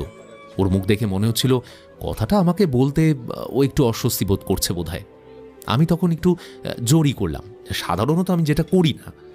তখন অনু বলতে শুরু করলো, আসলে কি জানেন তো, আমি আমার এই ড্রয়িংটাকে নিয়েই এগোতে চাই। ইদানিং আমি কিছু বাচ্চাদের ড্রয়িং শেখাই, আর আমার এই ইচ্ছে বা প্যাশনে কারোর কোনো মতই নেই। সে কি, কেন? নিজের প্যাশনকে এগিয়ে নিয়ে যাওয়ার মতো কাজ তো হয় না বলুন, এখানে কিসের সমস্যা? আসলে আমি যে বাচ্চাদের শেখাতে শুরু করেছি তারা আমাদের সোসাইটি থেকে বহু মাইল দূরে থাকে। আমি রেড লাইট এলাকার বাচ্চাদের ড্রয়িং শেখাই। মুখে কিছু বলতে পারলাম না, তবে মেয়েটার প্রতি শ্রদ্ধা যেন আমার 100 গুণ বেড়ে গেল। আমাকে চুপ থাকতে দেখেও বলল, আমি জানি আমাদের সোসাইটিতে এটাকেও অ্যাকসেপ্ট করবে না, হয়তো আপনিও করবেন না। কে বলল করব না? আপনার জন্য আমার গর্ব হচ্ছে। জানেন, আজকের দিনে এইভাবে ভাবার মানুষ কিন্তু খুব কম। সত্যি বলছেন?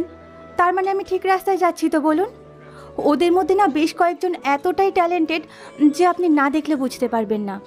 আমরা যদি একটু সাহায্যের হাত ওদের দিকে বাড়িয়ে দিই না, তাহলে ওদের এই প্রতিভা পুরো দুনিয়ার সামনে আসতে পারবে। বলছি, আমি না একদিন আপনাকে আমার সঙ্গে নিয়ে যাব, আপনি যাবেন তো আমার সঙ্গে? ওরা না আমাকে ভীষণ ভালোবাসে জানেন। আমি ড্রয়িংয়ের সাথে সাথে ওদের ইংলিশটাও পড়াই। ওদের মায়েরা আমাকে খুব সম্মান করে। নিশ্চয়ই যাব আমি। আমি না আপনাকে দেখে সত্যি অবাক হয়ে যাচ্ছি, বিশ্বাস করুন। যাক বাবা, এবার আমি নিশ্চিন্ত হলাম। ওর চোখের মধ্যে আমার প্রতি একটা অসামান্য ভরসা দেখতে পেয়েছিলাম, যেটা আমাকে আরো দুর্বল করে তুলেছিল। আর ঠিক সেই সময়ই এই মেয়েটাকে সারা জীবন আগলে রাখার একটা প্রবল ইচ্ছা মনে জাগলো। ক্যাফে থেকে বেরিয়ে আমরা দুজন একসঙ্গে রাস্তার ধার দিয়ে হাঁটতে হাঁটতে সেদিন অনেকটা পথ গিয়েছিলাম। আসলে ওই দিনটা আমার জীবনের এক অবিস্মরণীয় স্মৃতি। আমাদের গন্তব্যের পথ আলাদা হওয়ার আগেই অনু আমাকে বলেছিল, আচ্ছা বলছি যে এই আপনিটা কি চেঞ্জ করা যায়? প্রস্তাবটা পেয়ে আমি ফ্যাল ফ্যাল করে ওর মুখের দিকে তাকিয়েছিলাম। সেটা দেখেও হেসে বলল, কি হলো, আমি কি কিছু বেশি চেয়ে ফেললাম নাকি? আরে না না, আচ্ছা বেশ, বলো। That's good. সেই রাত্রে আমি এক গাদা মন ভালো করা রসদ দিয়ে বাড়ি ফিরেছিলাম। অনুর দেওয়া উপহারটা পাশে রেখে সেই রাতে ঘুমিয়েছিলাম। প্রায় প্রত্যেকটা মানুষের জীবনের গতিপথ যেমন কোনো নির্দিষ্ট একটা দিকে প্রবাহিত হয়, ঠিক তেমনি যেন একটা স্বাভাবিক ছন্দেই আমার জীবনের গতিপথও এই মেয়েটার দিকে নির্দেশ করছিল। অনুকে কাছ থেকে দেখে এটুকু বুঝেছিলাম যে সে একটা মুক্ত বিহঙ্গ, তার একটা খোলা আকাশের প্রয়োজন। আমি যদি সেই খোলা আকাশটা হতে পারি তবে ওকে আমি সবসময় নিজের কাছে টেনে রাখতে পারবো। যেমন হঠাৎ একদিন রাতে ফোন করে জিজ্ঞেস করলো, তোমার বৃষ্টির সময় হাঁটতে ভালো লাগে? আমি কিছু না বুঝেই হ্যাঁ বলে দিয়েছিলাম। আর কি, ফলস্বরূপ সেই বছর প্রথম বর্ষায় ভিজে ভিজে দুজনে মিলে কলকাতা ঘুরেছিলাম। বৃষ্টিতে ভেজার পর ওর হালকা কাজল লাগানো টানা টানা চোখ দুটো যেন একটা ইন্দ্রজাল বিছিয়ে দিয়েছিল, আর সেখানে আমার হারানোটা একদম নিশ্চিত ছিল। আমি ওকে জিজ্ঞেস করেছিলাম, অনু, এই যে বৃষ্টিতে ভিজলে এবার যদি শরীর খারাপ হয় বাড়িতে কি বলবে তুমি? কি আবার বলবে, কিছুটা বকাবকি করবে সবাই, তারপর আবার চুপ হয়ে যাবে। ওই রকম বকা তো আমি প্রায়ই খাই। তারপর আমি একটা রেস্তোরাঁতে যেতে চাইলেও ও কিছুতেই রাজি হয়নি। সেই রাস্তার ধারে দাঁড়িয়ে চা খেয়ে একটা ধোঁয়া উঠতে থাকা ভুট্টা হাতে নিয়ে আবার হাঁটতে শুরু করেছিলাম। অনুর জীবনের চাহিদাগুলো বড়ই অদ্ভুত ছিল। এত কিছু ঘটে যাওয়ার পর একদিন সময় বুঝে আমার পাগল বন্ধুগুলোকে অনুর কথা জানিয়েছিলাম, এমনকি ছবিও দেখিয়েছিলাম। অনুর ছবি দেখে শুভ্রর প্রতিক্রিয়াটা আজও মনে পড়লে হেসে পাগল হয়ে যায়। পরিস্থিতি একটু শান্ত হলে রিতম বলল, দেখিস ভাই, আজকালকার মেয়েগুলো কিন্তু বড্ড আজব হয়। এদের সঙ্গে কটা বন্ধু কটা বয়ফ্রেন্ড থাকে তুই ধরতে পারবি না। তোর সঙ্গে এই বন্ধু রেখে অন্য একটা মালদার পার্টি দেখে হয়তো হাওয়া হয়ে যাবে ভাই, সাবধানে, তখন কিন্তু তোকেই হাত কামড়ে মরতে হবে। এই অনু কিন্তু মোটেই ওই রকম মেয়ে নয়, ও খুব ভালো মানুষ। তোদের সঙ্গে কখনো পরিচয় হলে নিজেরাই বুঝতে পারবি। জয় সেটা বুঝতে পেরে সামাল দেওয়ার চেষ্টা করে বলল, দেখ, ভালো হলেই তো ভালো, তাই না? তবে খুব বেশি দেরি করিস না, হ্যাঁ? মনের কথাটা তাড়াতাড়ি বলে ফেল। হতে পারে মেয়েটা তোর থেকে শোনার অপেক্ষাতে বসে আছে। শুনে আমি মৃদু হেসেছিলাম, কারণ সত্যি আমার খুব ইচ্ছে হতো নিজের ভিতরের সমস্ত অনুভূতি আমি অনুর কাছে প্রকাশ করে ফেলি। কখনো কখনো এমন এক একটা দিন আসতো যেদিন অফিসের চাপে নাজেহাল অবস্থা হতো আমার, তার উপর যোগ্য সঙ্গত হিসেবে থাকতো ম্যানেজারের মেজাজ।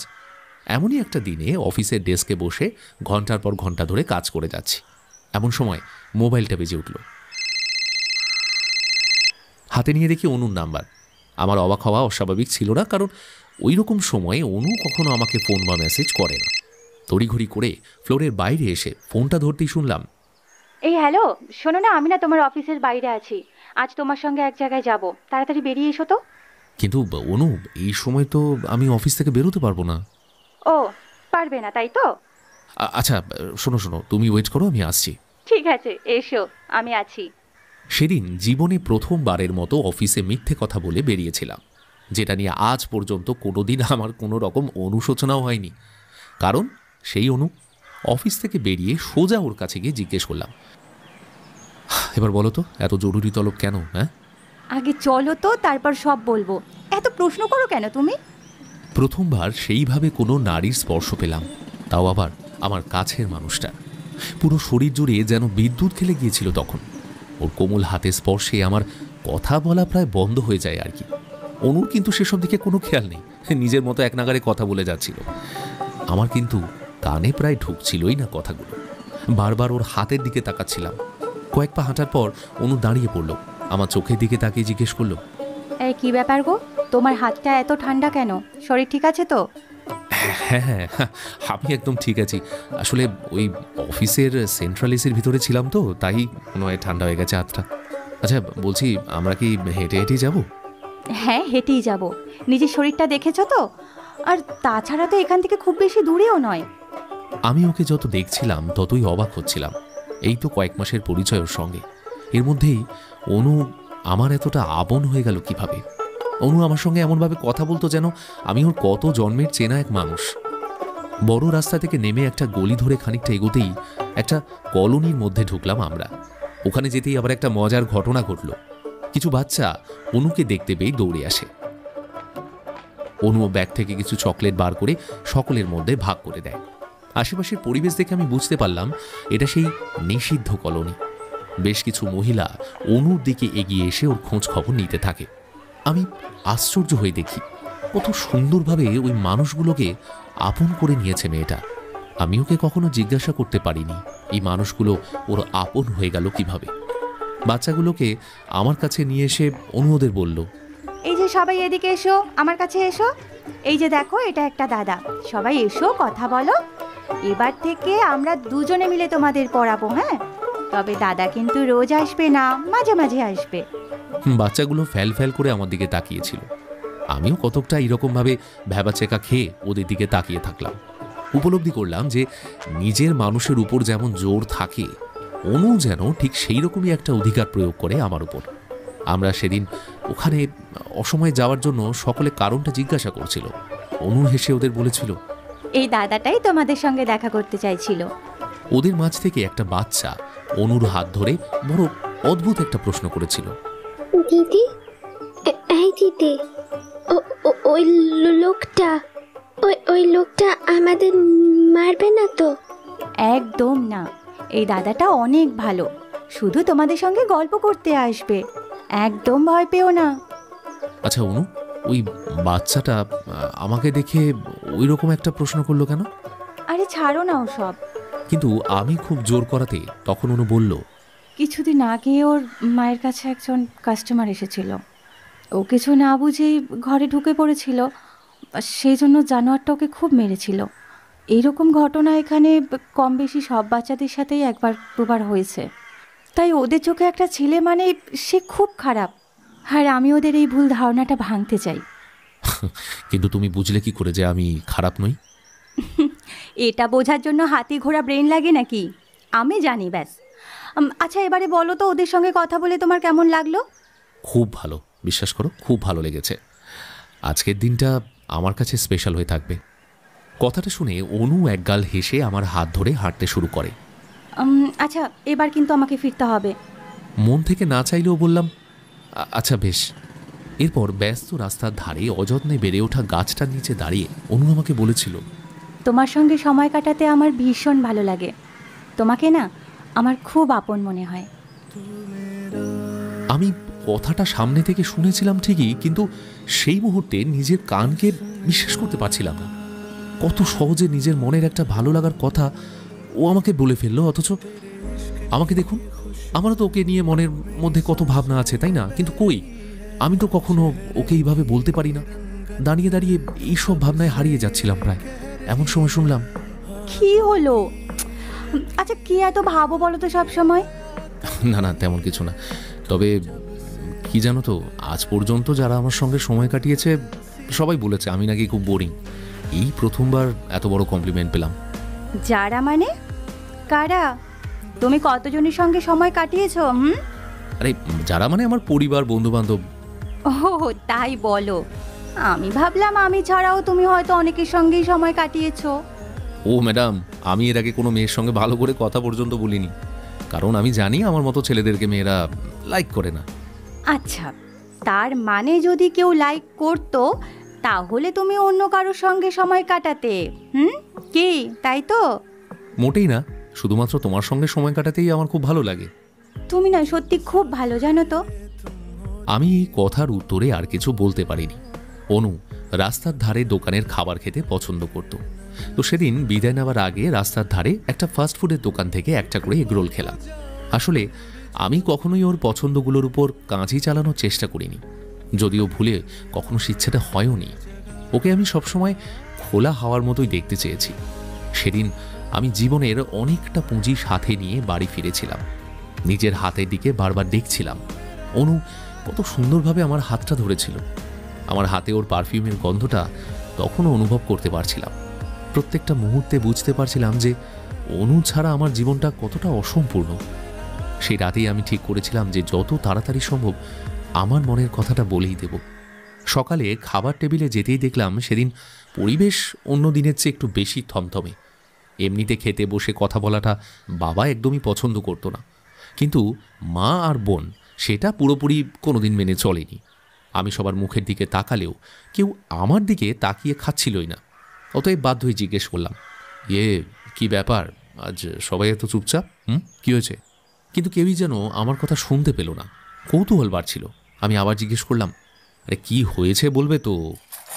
বোন পাউরুটির টুকরোটা প্লেটে নামিয়ে রেখে আমার দিকে তাকিয়ে বলল, তুই রাস্তাঘাটে কি করে বেড়াচ্ছিস সেটা কি তোকে আবার নতুন করে মনে করাতে হবে? ঠিক করে কথা বলতে শেখাগে। কি ব্যাপারটা কি? আর তোমরা কি সোজা কথাটা সোজাভাবে বলতে সবাই ভুলে গেছো মা? হ্যাঁ, যদি মনে হয় বলবে তাহলে বলো, আর না হলে থাক। কাল তুমি একটা মেয়েকে নিয়ে রাস্তায় ঘুরছিলে, আর সেটা অনেকেই দেখেছে। আমরা তো আজ পর্যন্ত কোনো মেয়ের কথা জানতে পারিনি তোমার থেকে। তা কে সেই মেয়ে? আচ্ছা, এই সামান্য বিষয়টা নিয়ে এত কিছু, এটা তো ভালোভাবে জিজ্ঞাসা করা যেত নাকি? কিছু না হতে পারে, কিন্তু আমাদের কাছে অনেক কিছু। তুই একবারও বাড়িতে জানাতে পারলি না কেন বলতো? হ্যাঁ, তা আমার বলা পর্যন্ত অপেক্ষা করে দেখতেই পারতিস যে আমি তোদের জানাতাম কিনা। সেটা যাই হোক না কেন, লোকের মুখ থেকে শোনার আগে তোমার কাছ থেকে শুনলে আমাদের ভালো লাগতো। কেন জানি না আমি বাবাকে বোঝাতেই পারলাম না যে সময় মতো সব কিছুই ওদের জানাতাম। বাবা অফিসের জন্য বেরিয়ে যাওয়ার পর মা জিজ্ঞেস করলো, এবার বলতো বাবা, ওই মেয়েটা কে? সে যেই হোক না কেন, ভালো মেয়ে তো আর হবে না। ভালো মেয়ে হলে ওই রাস্তার মধ্যে কেন যাবে? ওই রকম রাস্তা মানে কি বলতে চাইছিস তুই? পল্লবীর বন্ধু তো তোদের দুজনকে রেড লাইট এলাকার রাস্তায় দেখেছে। আরে তোর কি বুদ্ধি শুদ্ধি সব লোপ পেয়েছিল না কি রে? ওই ওই নোংরা জায়গায় কেউ যায়? মা, ওর নাম অনু। আমাদের মধ্যে খুব ভালো বন্ধুত্বের সম্পর্ক। আর অনু ওখানকার বাচ্চাদের আঁকা শেখায়, ও ওখানে প্রায়ই যায়। ওমা, সে কি? ও কেমন বাড়ির মেয়ে? একটা সমর্থ মেয়েকে ওই নোংরা জায়গায় যাওয়ার জন্য কেউ অ্যালাউ করে? ছি ছি ছি। এটা কেমন রুচির পরিচয় হলো? ছি ছি ছি ছি। সেটা নাই বা ভাবলি তুই? হ্যাঁ, শুনলে মা, তোমার ছেলের কথা বলার ধরন কেমন শুনেছ? তুমি তো বলতে তোমার ছেলে নাকি শান্ত, আজ দেখতে পাচ্ছ। কেন একটা নর্মাল বিষয়কে নিয়ে এত রকম নোংরামো করছিস বলতো? নোংরামি আমি করছি নোংরামি। আর আর ওই যে ওই নোংরা মেয়েটার সঙ্গে রাস্তাঘাটে নোংরামো করে বেড়াচ্ছিস, তার বেলায় কিচ্ছু বলা যাবে না, তাই না? কারণ তুই তো ছেলে, আমি মেয়ে বলে আমার উপরে যত নিয়ম। তোকে নিয়ম মানতে কে বলেছে? অ্যাটলিস্ট আমি তো কারো স্বাধীনতার উপর হস্তক্ষেপ করি না। খুব স্বাভাবিকভাবে নিজেকে কিছুতেই শান্ত করতে পারিনি সেদিন। জানি না আমার উপর কোন অলৌকিক শক্তি কাজ করছিল সে সময়। ঘরে এসে দরজা বন্ধ করে অনুকে মেসেজ করে বলেছিলাম, অনু, আমি তোমার সব স্বপ্ন পূরণের দায়িত্ব নেব, তুমি কি আমাকে বিয়ে করবে? অনেকক্ষণ মেসেজটার কোনো উত্তর পাইনি। ধীরে ধীরে আমার মাথা ঠান্ডা হলো। তারপর অনুমান করার চেষ্টা করলাম ক্ষতির পরিমাণটা। আমি নিশ্চিত ছিলাম যে অনু কোনোভাবেই আমার সঙ্গে আর কথা বলবে না। এটাই তো স্বাভাবিক, কারণ আমি তার বন্ধুত্বের মর্যাদা রাখতে পারিনি। যত ভাবতে থাকলাম ততই যেন আবার একটু একটু করে হতাশার সাগরে ডুবে গেলাম। সময়ের আগেই অফিসের জন্য বেরিয়ে গিয়েছিলাম সেদিন। সব কিছু শেষ হয়েছে নিশ্চিত জেনেও জানি না কিসের তাগিদে বারবার মোবাইলটা দেখছিলাম, কাজেও মন বসাতে পারিনি। ভেবেছিলাম অফিস থেকে বেরিয়ে অনুর জন্য একটা শাড়ি কিনব, কারণ পুজোর খুব বেশি দিন বাকি ছিল না। কিন্তু দুপুর গড়িয়ে বিকেল হয়ে গেল, তখনও আমার কাছে শুধুই নিরাশা। নিজের অজান্তেই বারবার মোবাইলের দিকে চোখ চলে যাচ্ছিল। অফিস থেকে সময় মতো বেরিয়েছিলাম ঠিকই, কিন্তু বাড়ি ফেরার কোনো টানই আর অনুভব করলাম না। কয়েক টন ক্লান্তি নিয়ে অফিস থেকে বেরোতেই দেখি টকটকে লাল চুড়িদার পরিহিত একটা মেয়ে আমার দিকে তাকিয়ে আছে। প্রথমে সেটা মনের ভুল অনুমান হলেও মুহূর্তে বুঝলাম মেয়েটা আমার দিকে এগিয়ে আসছে। আর আমি অসময়ে ভূত দেখার মতোই চমকে উঠলাম। আরে অনু! সকাল থেকে আমার মেসেজটার উত্তর না দিয়ে বিকেলের পর শটান চলে এসেছে আমার অফিসের গেটে। আমার পা দুটো ওকে দেখে স্থির হয়ে গিয়েছিল। কাছে এসে অনু আমাকে বলল, আমার স্বপ্ন পূরণের দায়িত্ব কিন্তু অত সোজা নয়। চলো আজ আমার সঙ্গে। কয়েক মুহূর্তের জন্য অনুভব করছিলাম আমি হয়তো কোনো ঘোরের মধ্যে রয়েছি, কিন্তু মানুষটা যে আমার সামনে দাঁড়িয়ে। কি গো, কেমন সারপ্রাইজ দিলাম বলো? তুমি তো আমাকে আজ মেরেই ফেলতে। অত সোজা নাকি? আমার হাত থেকে এত সহজে তুমি মুক্তি পাবে বলে তোমার মনে হয়? আমি তোমার থেকে কোনোদিন মুক্তি পেতে চাই না অনু। আমার মাথায় ছিল না সে সময় যে আমি কোথায় দাঁড়িয়ে আছি, কারা আছে আমার সঙ্গে, আমাকে এইভাবে দেখে তারা কি বলবে। তবে এ সময় দস্যি মেয়েটার দু চোখে আমি লজ্জা দেখেছিলাম, তাই প্রসঙ্গ এড়িয়ে যাওয়া ছাড়া আর কোনো উপায় ছিল না। ও বলল, এখন চলো তো দেখি। আজ আবার কোথায়? কোথায় আবার, পুজো তো এসে গেল নাকি, আমার কিছু কেনাকাটা করার আছে। আর তাছাড়া তো তোমার শার্টের সাইজ আমি জানিই না, তাই তোমাকে আমার সঙ্গে যেতে হবে, ব্যাস। সে কি, আমার কেন? সেটা তো তোমার জানার কথা নয়, সেটা আমি ঠিক বুঝে নেব। এখন তোমাকে যেটা বলছি সেটা করো, আমার সঙ্গে চলো। এই বলে রাস্তার মাঝেই মেয়েটা আমায় হাত ধরে টান মারল। ওর জেদের কাছে হার মেনে নেওয়া ছাড়া আমার কোনো উপায় ছিল না। এরপর দোকানের মধ্যে শুরু হলো আলাদা এক গল্প। অনু একটার পর একটা জামা দেখেই যাচ্ছে, কিন্তু পছন্দ আর হয় না। আমাকে তো ম্যানিকুইন বানিয়ে ফেলেছিল প্রায়। আমি একটা কথাও বলতে পারছিলাম না, কারণ বলার মতো পরিস্থিতিতে আমি ছিলাম না সে সময়। প্রায় 1 ঘন্টা ধরে শেষমেশ নিজের পছন্দ মতো জামা কিনে তবে তার শান্তি হয়। দোকান থেকে বেরিয়ে আমি ওকে বললাম, এবার আমার সঙ্গে চলো তো। কোথায় আর কেন? পুজো কি তোমার একার নাকি? হ্যাঁ। ও তাই, তুমিও আমাকে কিছু কিনে দেবে? চলো চলো। রাস্তার ধার থেকে দুজনে আইসক্রিম খেতে খেতে আবার হাঁটা শুরু করলাম। কিছুক্ষণ পর অনু জিজ্ঞাসা করলো, এই আমরা কোথায় যাচ্ছি? মানে তোমাকে জিজ্ঞাসা করছি যে আমরা কোথায় যাচ্ছি। তোমার জন্য শাড়ি কিনতে। জানি না ও কি ভাবছিল। দোকানে যাওয়ার আগে পর্যন্ত অনু আর কোনো কথা বলল না। সত্যি মাঝে মাঝে এই মেয়েটাকে বোঝা বেশ কষ্টকর। কিছুক্ষণ পর আমরা পৌঁছে গেলাম একটা 5 তলা শপিং মলের সামনে। অনু আমার দিকে তাকিয়ে বলল, কিন্তু এখানে নিয়ে এলে কেন? শাড়ি কিনতে। তুমি জানো এখানে শাড়ির কত দাম হয়? হ্যাঁ জানি তো, এখানে সব ওই এক্সক্লুসিভ ডিজাইনার শাড়ি। তোমার মনে হয় আমি এত দামি শাড়ি পরি? ওসব জানি না আমি তোমাকে এখান থেকেই কিনে দেবো। দেখো, একটু বোঝার চেষ্টা করো, আমি তো এত দামি জিনিস ব্যবহার করি না, তাই এর ভ্যালু আমি সত্যি জানি না। তুমি আমাকে ওই রাস্তার ধার থেকেই কিনে দেবে, চলো চলো।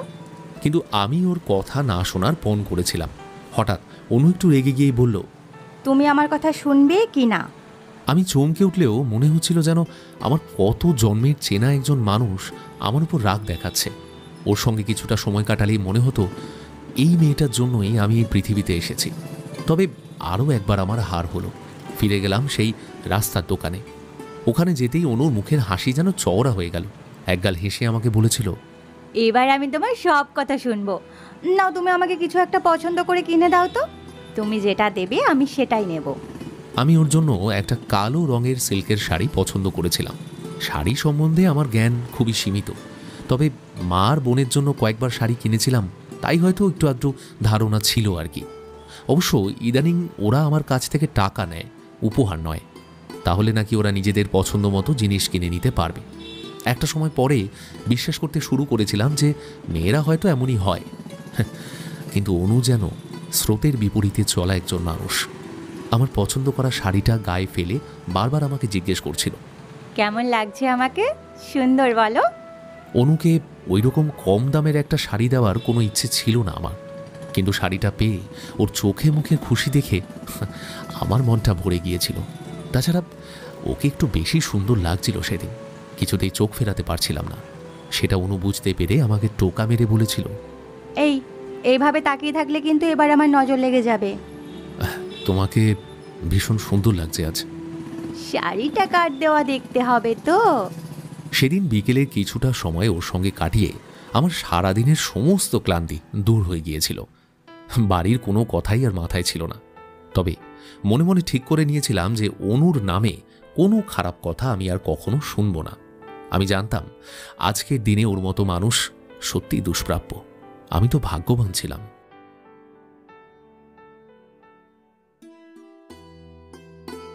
আমার অফিসের চাপ এবং অনুর হাজার ব্যস্ততার মধ্যেও আমরা সপ্তাহের শেষে অন্তত একদিন দেখা করতামই। অনুর কাছ থেকে জানতে পেরেছিলাম যে ওর মা বাবা এবং দাদাকে আমার কথা জানিয়েছে। ওনারা আমার সঙ্গে দেখাও করতে চেয়েছেন। এদিকে আমিও আমার বাড়িতে আমার সিদ্ধান্ত জানিয়ে দিয়েছিলাম। আপত্তি জানানোর কোনো জায়গায় রাখিনি। আমার মা বাবাও অনুর পরিবারের সঙ্গে কথা বলার জন্য উৎসাহ দেখিয়েছিল। এরপর ফোন আলাপের মাধ্যমেই কথাবার্তা শুরু হয় দুই পরিবারের। এদিকে আরও একটা বিষয় ছিল, আমরা দুজনেই সরাসরি জানিয়ে দিয়েছিলাম যে আমাদের বিয়ে করার জন্য এখনো অনেকটা সময় লাগবে। তাছাড়া আমার বোনের বিয়ের আগে আমার বিয়ে করার কোনো সম্ভাবনাই ছিল না, সম্ভবও ছিল না। পল্লবীর জন্য পাত্র দেখা শুরু হয়েছিল, যা সম্পূর্ণ হতে মা বাবার খুব একটা সময় লাগেনি। অনুর বাড়িতে আমাকে নিয়ে কোনো সমস্যা ছিল না, কিন্তু ওনারা চাইছিলেন আমরা যেন বিয়েতে দেরি না করি। এখানেও সেই একই রোগ বাসা বেঁধেছিল। লোকে কি বলবে, মেয়ে একটা ছেলেকে পছন্দ করেছে, বিয়ে করছে না, সময় লাগাচ্ছে, অর্থাৎ নিশ্চয়ই এর মধ্যে কোনো জটিল অথবা কুটিল মানসিকতা কাজ করছে, যা হয় আর কি। পল্লবীর বিয়ের দিন ঠিক হওয়ার পর থেকে আমারও ব্যস্ততা বাড়ছিল। একমাত্র বোন বলে কথা, বাবার উপর থেকে সবকিছুর দায়িত্ব নিজের কাঁধে তুলে নিয়েছিলাম। অনুকে সেভাবে আর সময় দিতে পারছিলাম না তখন, কিন্তু প্রত্যেকদিন রাতে কিছুক্ষণের জন্য ওর সঙ্গে কথা বলার চেষ্টা করতাম।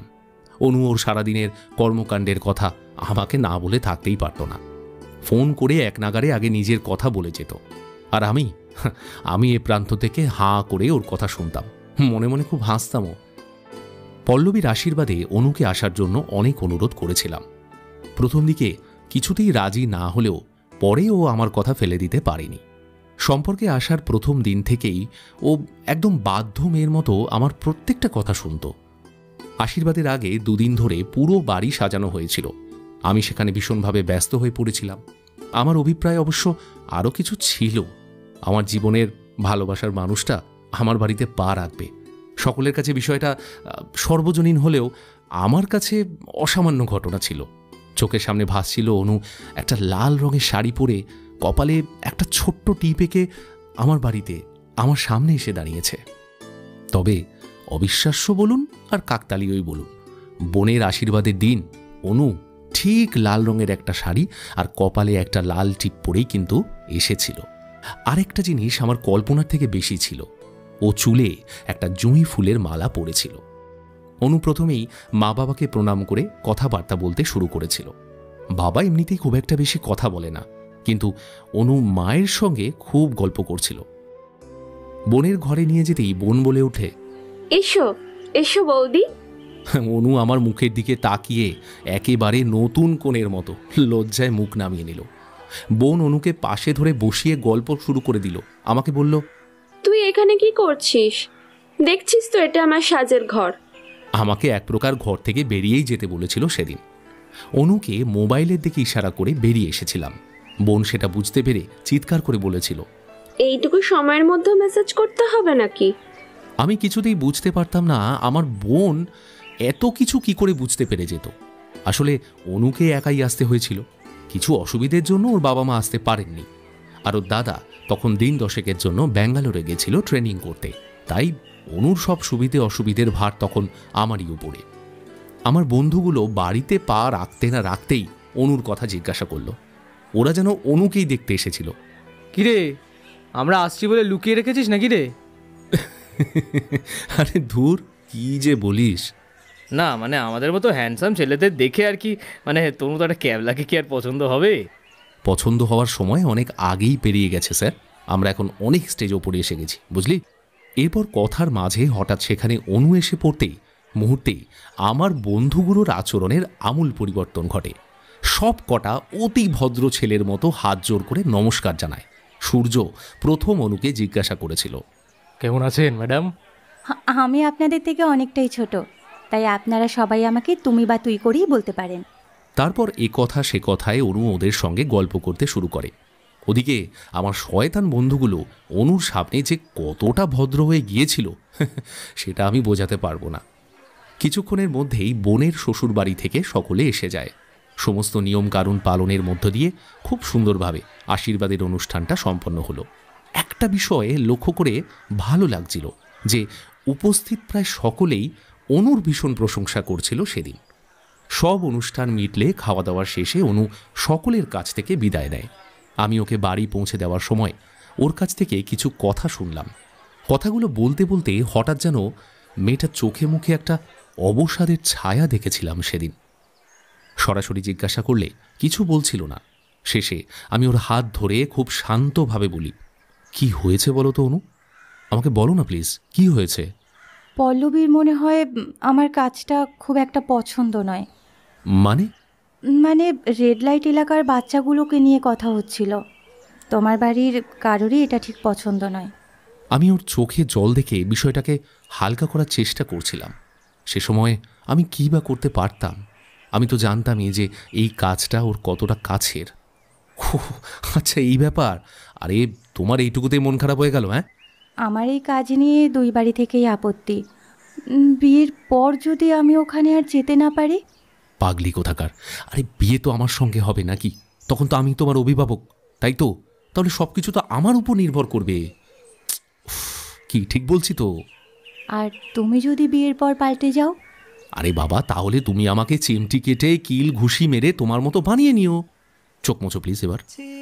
আমি তো আছি অনু, এত চিন্তা করছো কেন? চোখটা মুছো না। সেদিন অনুর চোখে দেখেছিলাম অজস্র ভরসার সমাহার। আমি নিজের কাছে প্রতিজ্ঞাবদ্ধ হয়েছিলাম, আমার মতো সাদামাটা মানুষকে অনুর মতো একটা মেয়ে যদি এতটা ভালোবাসতে পারে, তাহলে তার মুখের হাসিকে অমলিন রাখতে আমিও আমার সবটুকু উজাড় করে দিতে সদা প্রস্তুত থাকব। সে বছর মা দুর্গার আগমনের আগেই আমার জীবনের সেরা উপহারটা পেয়েছিলাম। তাই অন্য বছরের তুলনায় সেই বছরে দুর্গাপুজোর বিশেষত্ব আমার কাছে অনেক বেশি ছিল। আরে না না, আমি অনুর হাত ধরে প্যান্ডেল হপিং করিনি। আমরা দুজনেই নিজেদের পরিবারের সঙ্গে পুজোর কয়েকটা দিন কাটিয়েছিলাম। অনু বলতো, এখন আমরা পরিবারের সঙ্গেই থাকি, সারা জীবন তো একসঙ্গেই ঠাকুর দেখব। যখন আমি বুড়ি হয়ে যাব, তখনও তুমি আমাকে হাত ধরে প্যান্ডেলে নিয়ে যাবে। ওরে, এই ছোট্ট ছোট্ট মিষ্টি কথাগুলোই আমার জীবনের প্রত্যেকটা মুহূর্তের স্বাদ নেওয়ার রসদ ছিল।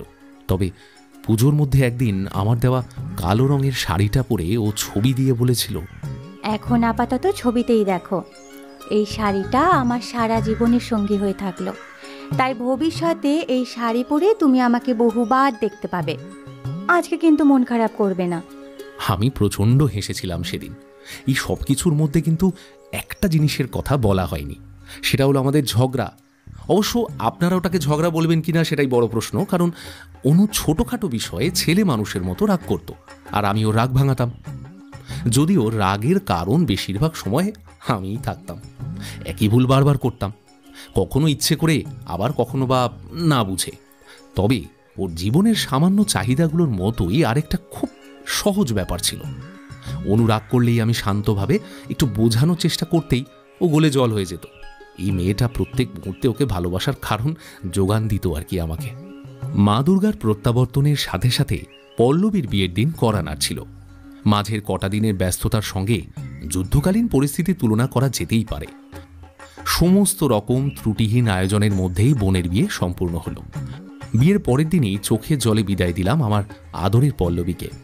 বিয়ে থামিটে যেতেই আবার ওই রোজকার স্বাভাবিক জীবনে ফিরে যাই।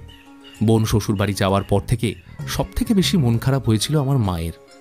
বাড়িটা আসলে একদম ফাঁকা হয়ে গিয়েছিল।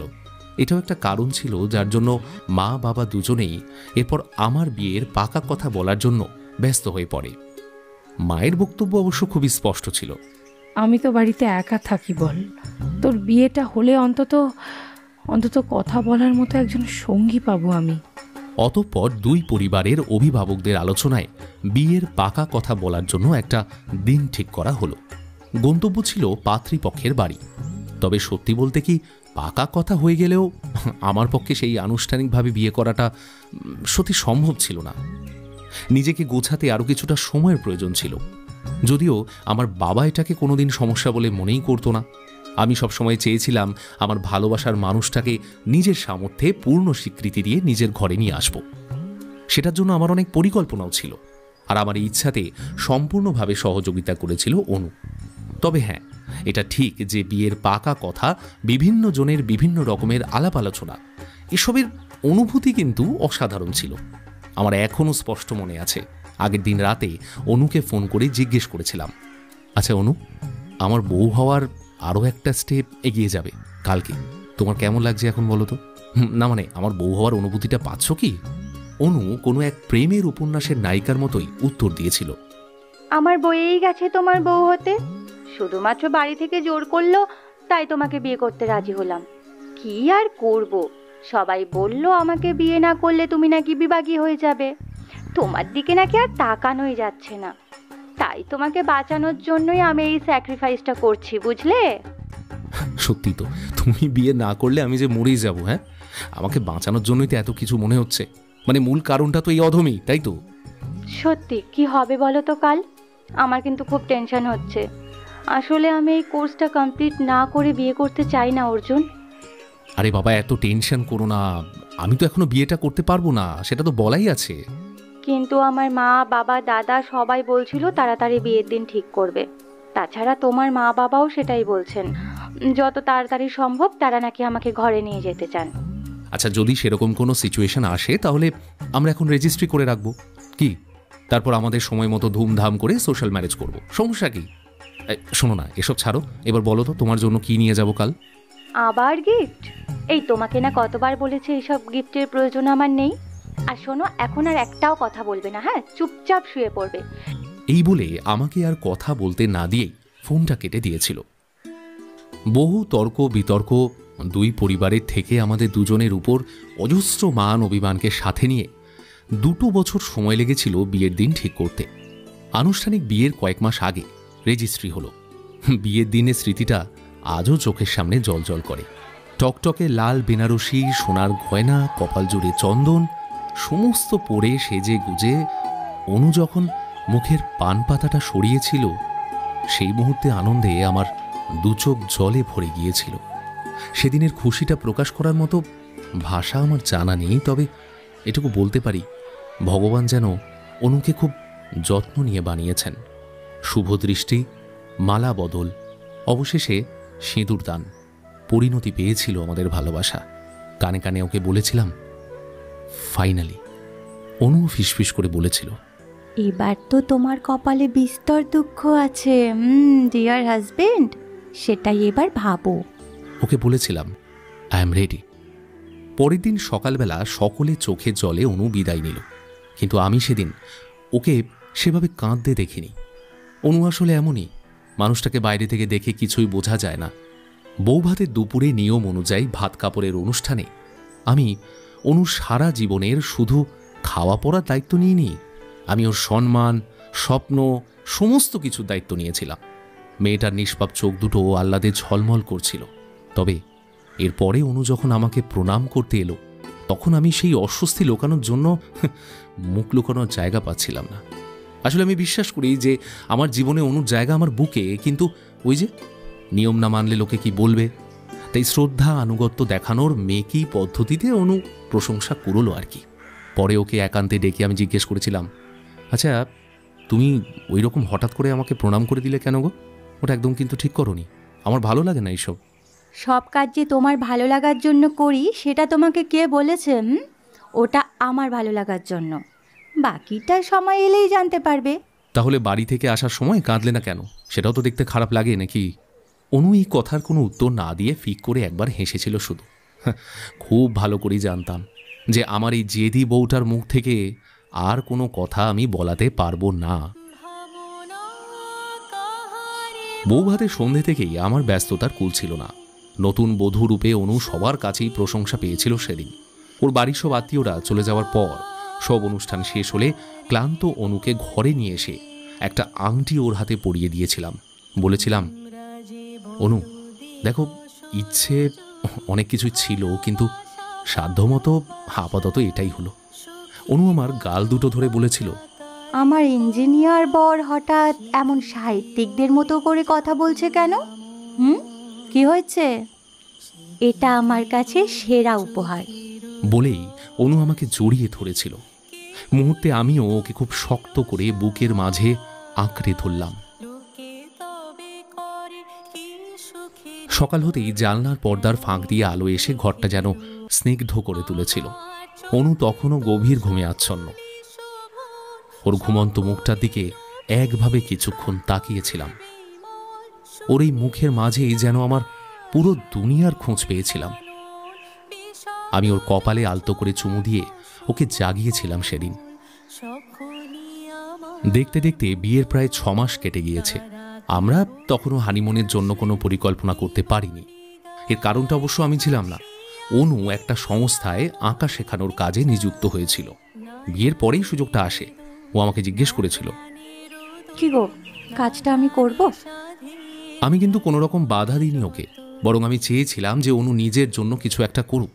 আমার পরিবারের তরফ থেকে অবশ্য একটা আপত্তি জানানো হয়েছিল, কিন্তু সেখানেও আমি ওদের বুঝিয়েছিলাম এই কাজটার পাশাপাশি অনু সেই আগের মতোই নিষিদ্ধ পল্লীর বাচ্চাদের কাছে যেত। মাঝে মাঝে আমিও ওর সঙ্গে যেতাম। এর কিছুদিন পরে আমরা বেরিয়ে পড়ি আমাদের বহু প্রতীক্ষিত মধুচন্দ্রিমার উদ্দেশ্যে। অভিজ্ঞ বিবাহিত মানুষদের কাছে শুনতাম বিয়ের পর একটা একটা করে পূর্ণিমা কাটার সাথে সাথে বউও নাকি একটু একটু করে পুরনো হয়ে যায়। সম্পর্কের মধ্যে নাকি কোনো নতুনত্ব থাকে না, একঘেয়ে হয়ে যায়, অভ্যাসে পরিণত হয়, ইত্যাদি ইত্যাদি। মানে ওই থোর বড়ি খাড়া খাড়া বড়ি থোরের মতো। কিন্তু আমার বিবাহিত জীবন যেন সময়ের বিপরীতে এগোচ্ছিল। কারণ আমি প্রত্যেক দিন অনুকে নতুন করে খুঁজে পেতাম, নতুনভাবে বিশ্বাসের বন্ধনে আবদ্ধ হতাম। আমার জীবনটা এতটাই সুন্দর হয়ে গিয়েছিল। সে বছরই চাকরিতে আমার পদোন্নতি হয়। অফিস থেকে ফিরে যখন জানিয়েছিলাম সেই খবর, অনুর আনন্দ দেখে মনে হয়েছিল প্রমোশন যেন ওরই হয়েছে। কত শত সহস্র স্বপ্ন নিয়ে শুরু হয়েছিল আমাদের জীবনের নতুন অধ্যায়। কত আকাঙ্ক্ষা ভবিষ্যতে রূপ নিতে চেয়েছিল, সেটা কল্পনাতীত। প্রত্যেক দিন নতুন নতুন স্বপ্ন নিয়ে এগিয়ে যেতাম সামনের দিকে। অনেকবার এরম হয়েছে যে অফিসের কাজের চাপে অনুকে দেওয়া কোনো প্রতিশ্রুতি রাখতে পারিনি।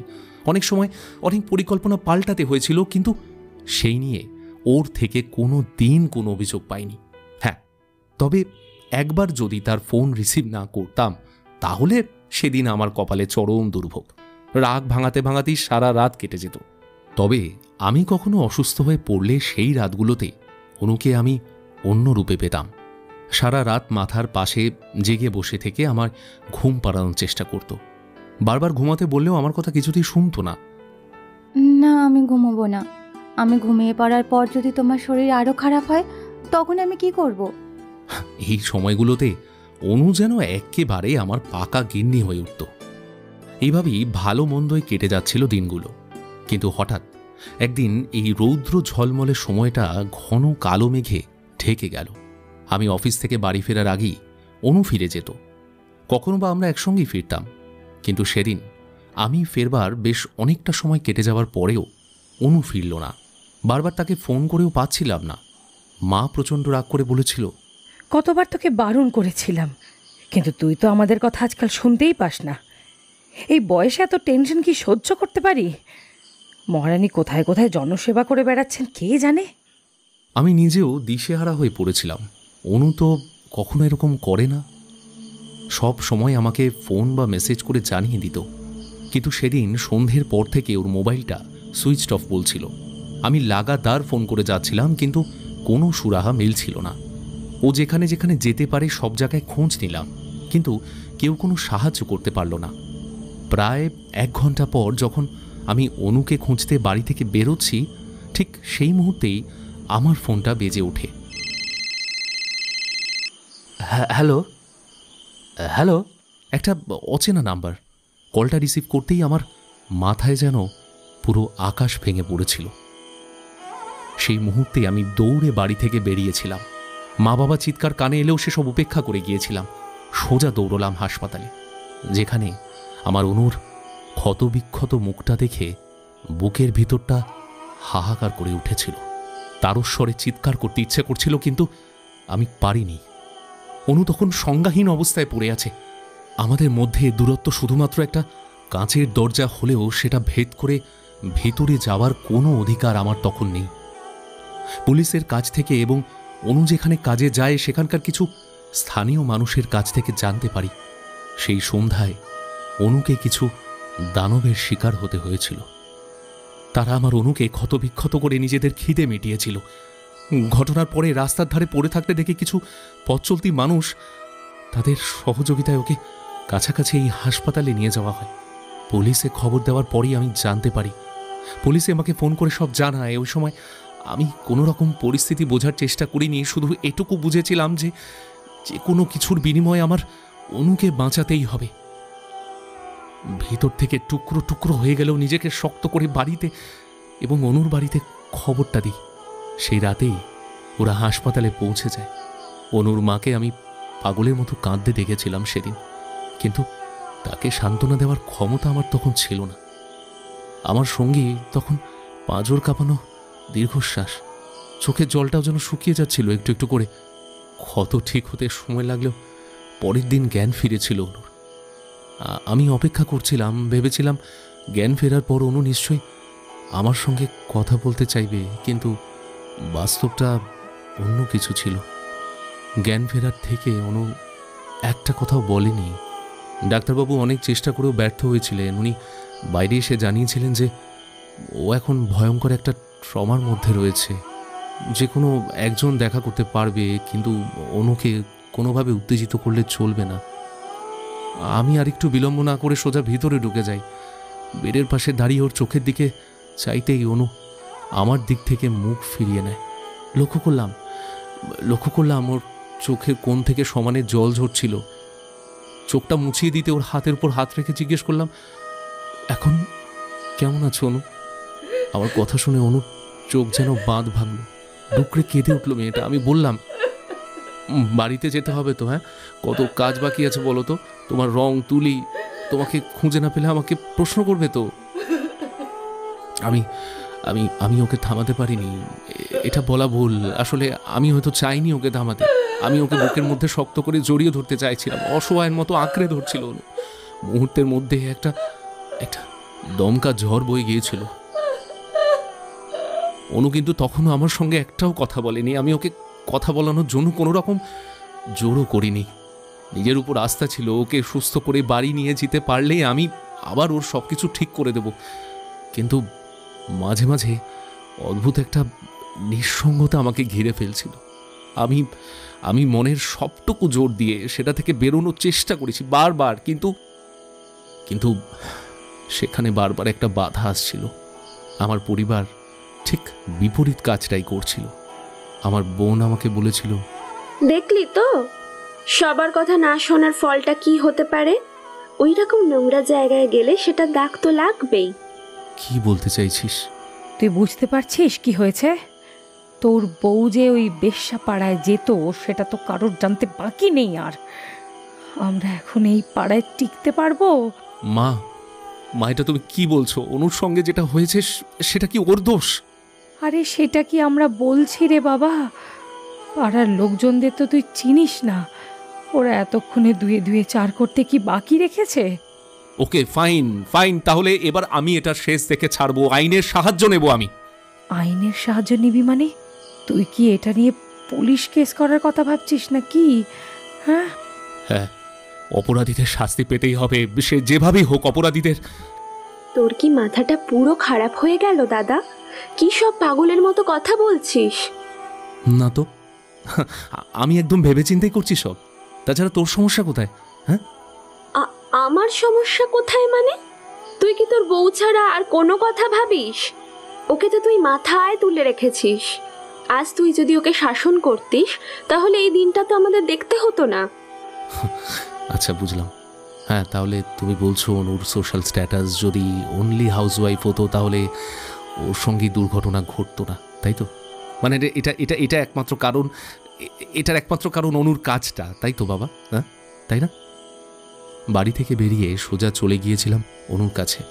বেরোনোর সময় শুধু মায়ের একটা কথা কানে এসেছিল, পুরো পাগল হয়ে গেছে। আমি সেদিন ওদের বোঝাতে চাইনি যে আমার ভালোবাসা পাগল আর অনু আমার ভালোবাসা। এসব কথা ওরা বুঝবে না, সেই আশাও আমার নেই। ঘুমন্ত অনুর মাথায় একবার হাতটা রাখতেই ও জেগে গিয়েছিল। আমাকে দেখেই ওর চোখ জলে ভরে গেল। বেশ কয়েকবার ঢোক গিলে আমার দিক থেকে মুখটা ফিরিয়ে দিল।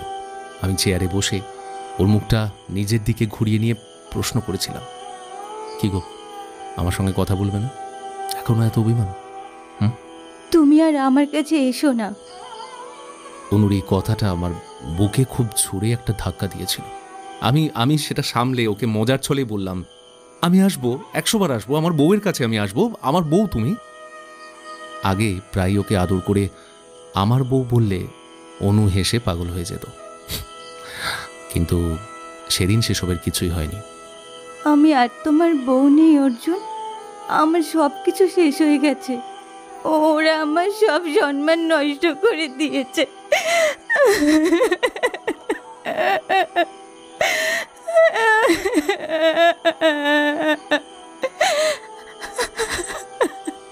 কথাটা বলে অনু আবার হাউমাউ করে কাঁদতে শুরু করে।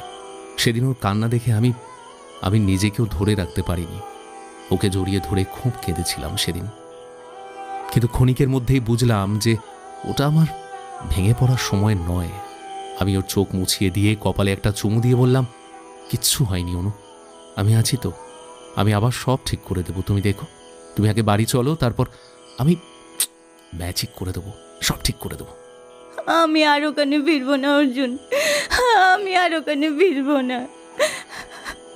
এরকম বলতে নেই অনু, তোমার বাড়ি, তোমার রং তুলি তোমার জন্য অপেক্ষা করছে। তুমি তুমি যে বলেছিলে এবার আমাকে আঁকবে, এবার কিন্তু কোনো রকম প্রমিস ব্রেক করা যাবে না অনু, প্লিজ। ও আমাকে আমাকে ছুতে তোমার ঘেন্না লাগছে না?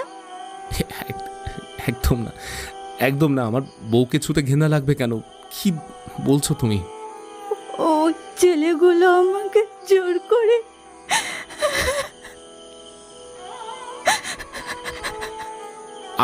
আমি ওসব কিছু জানতে চাই না অনু। তাহলে পুলিশ কেন জিজ্ঞাসা করেছিল? পুলিশকে না বললে ওদের শাস্তি দেবে কি করে অনু? তুমি চাও তো, তুমি চাও তো ওরা শাস্তি পাক, কি তাই তো চাও তো?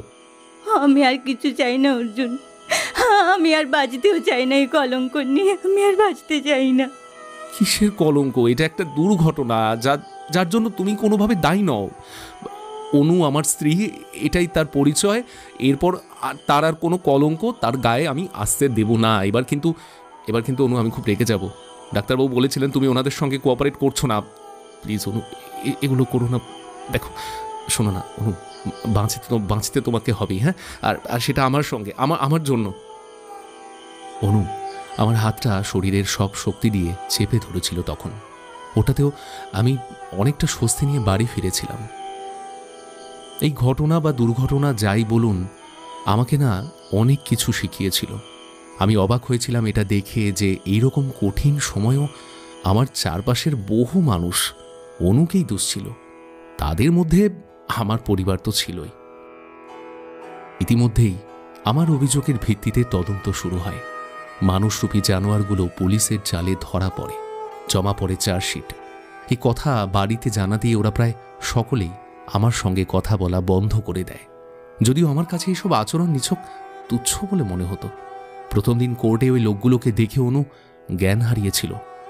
তারপর ধীরে ধীরে শুরু হলো জীবনের আসল লড়াই, যা কখনো স্বপ্নেও ভাবতে পারিনি আমি। একটা নিদারুণ যন্ত্রণার মধ্যে পড়েছিল মেয়েটা। ওকে বুঝিয়ে স্বাভাবিক জীবনের বাঁকে একটু একটু করে ফিরিয়ে নিয়ে আসাটা আমার কাছে একটা প্রবল দুঃসাধ্য কাজ ছিল। তবুও কিছুটা হলেও আমি সেখানে সফল হতে পেরেছিলাম।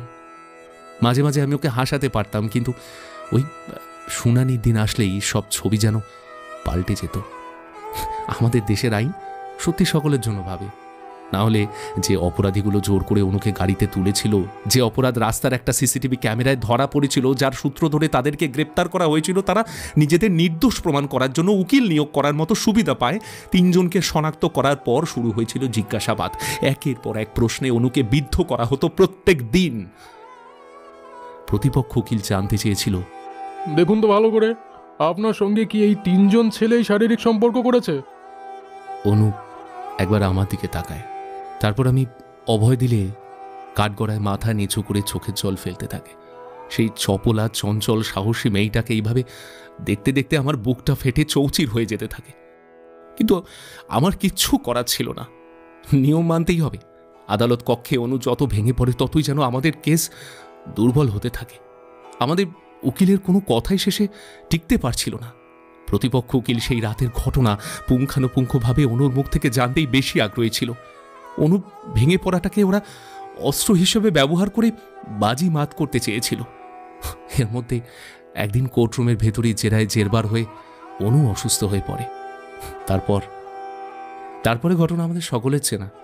আমাদের চেনা সমাজের আসল রূপটা দাঁত নখ বার করে সামনে চলে আসে। অনু নিজেকে প্রায় ঘরবন্দি করে ফেলেছিল সে সময়। ও রং তুলির ক্যানভাসে ধুলো জমছিল। এদিকে আমাকেও আমার অফিস জয়েন করতে হয়েছিল। আমি সকালে বেরিয়ে যাওয়ার পর পিছন ফিরে দেখতাম অনু জানলা থেকে রাস্তার দিকে একভাবে তাকিয়ে থাকতো। ও বই পড়তে ভালোবাসত। আমি ওর জন্য বিভিন্ন বই এনে রেখেছিলাম, কিন্তু খেয়াল করতাম দিনের পর দিন বইগুলো টেবিলের এক কোণে পড়ে থাকতো। একবারও হাত দিয়ে দেখেনি। আমি একদিন অফিস থেকে ফিরে ওকে জোর করে নিয়ে গেলাম সেই ক্যাফেতে। ভেবেছিলাম ওকে ওখানে নিয়ে গেলে হয়তো আগের স্মৃতিগুলো মুখোমুখি হবে, নিজেকে আগের জায়গায় ফিরিয়ে আনতে পারবে। ক্যাফের ভেতরে ঢুকে আমরা সেই টেবিলেই বসেছিলাম প্রথম দিনের মতো। অনু কিন্তু সেখানে স্থির থাকতে পারিনি। ওর চোখ দুটো নিঃশব্দে ঝরঝর করে জল ঝরছিল। বোঝার চেষ্টা করছিলাম ওর বুকের ভিতরে যন্ত্রণার মাত্রাটা। এরপর একাধিক দিন ওকে নিয়ে কলকাতার রাস্তায় হেঁটেছি, ঠিক আগের মতো। অনু আমার কোনো অনুরোধই কখনোই ফেলতে পারতো না, তাই আমি ওকে নিয়ে বেরোনোর কথা বললে ও কখনোই আমাকে মানা করতো না। ইচ্ছে না থাকলেও সঙ্গ দিত। বোঝা দায় হতো কে কার মন ভালো করতে চাইছে। আমি ওর সামনে আগের মতোই পাগলামি করতাম, শুধুমাত্র ওকে হাসানোর জন্য। তাতে অবশ্য কাজ হতো খুব অল্পই। বহুদিন হয়ে গিয়েছিল অনু নিজেকে আর আগের মতো সাজাতো না।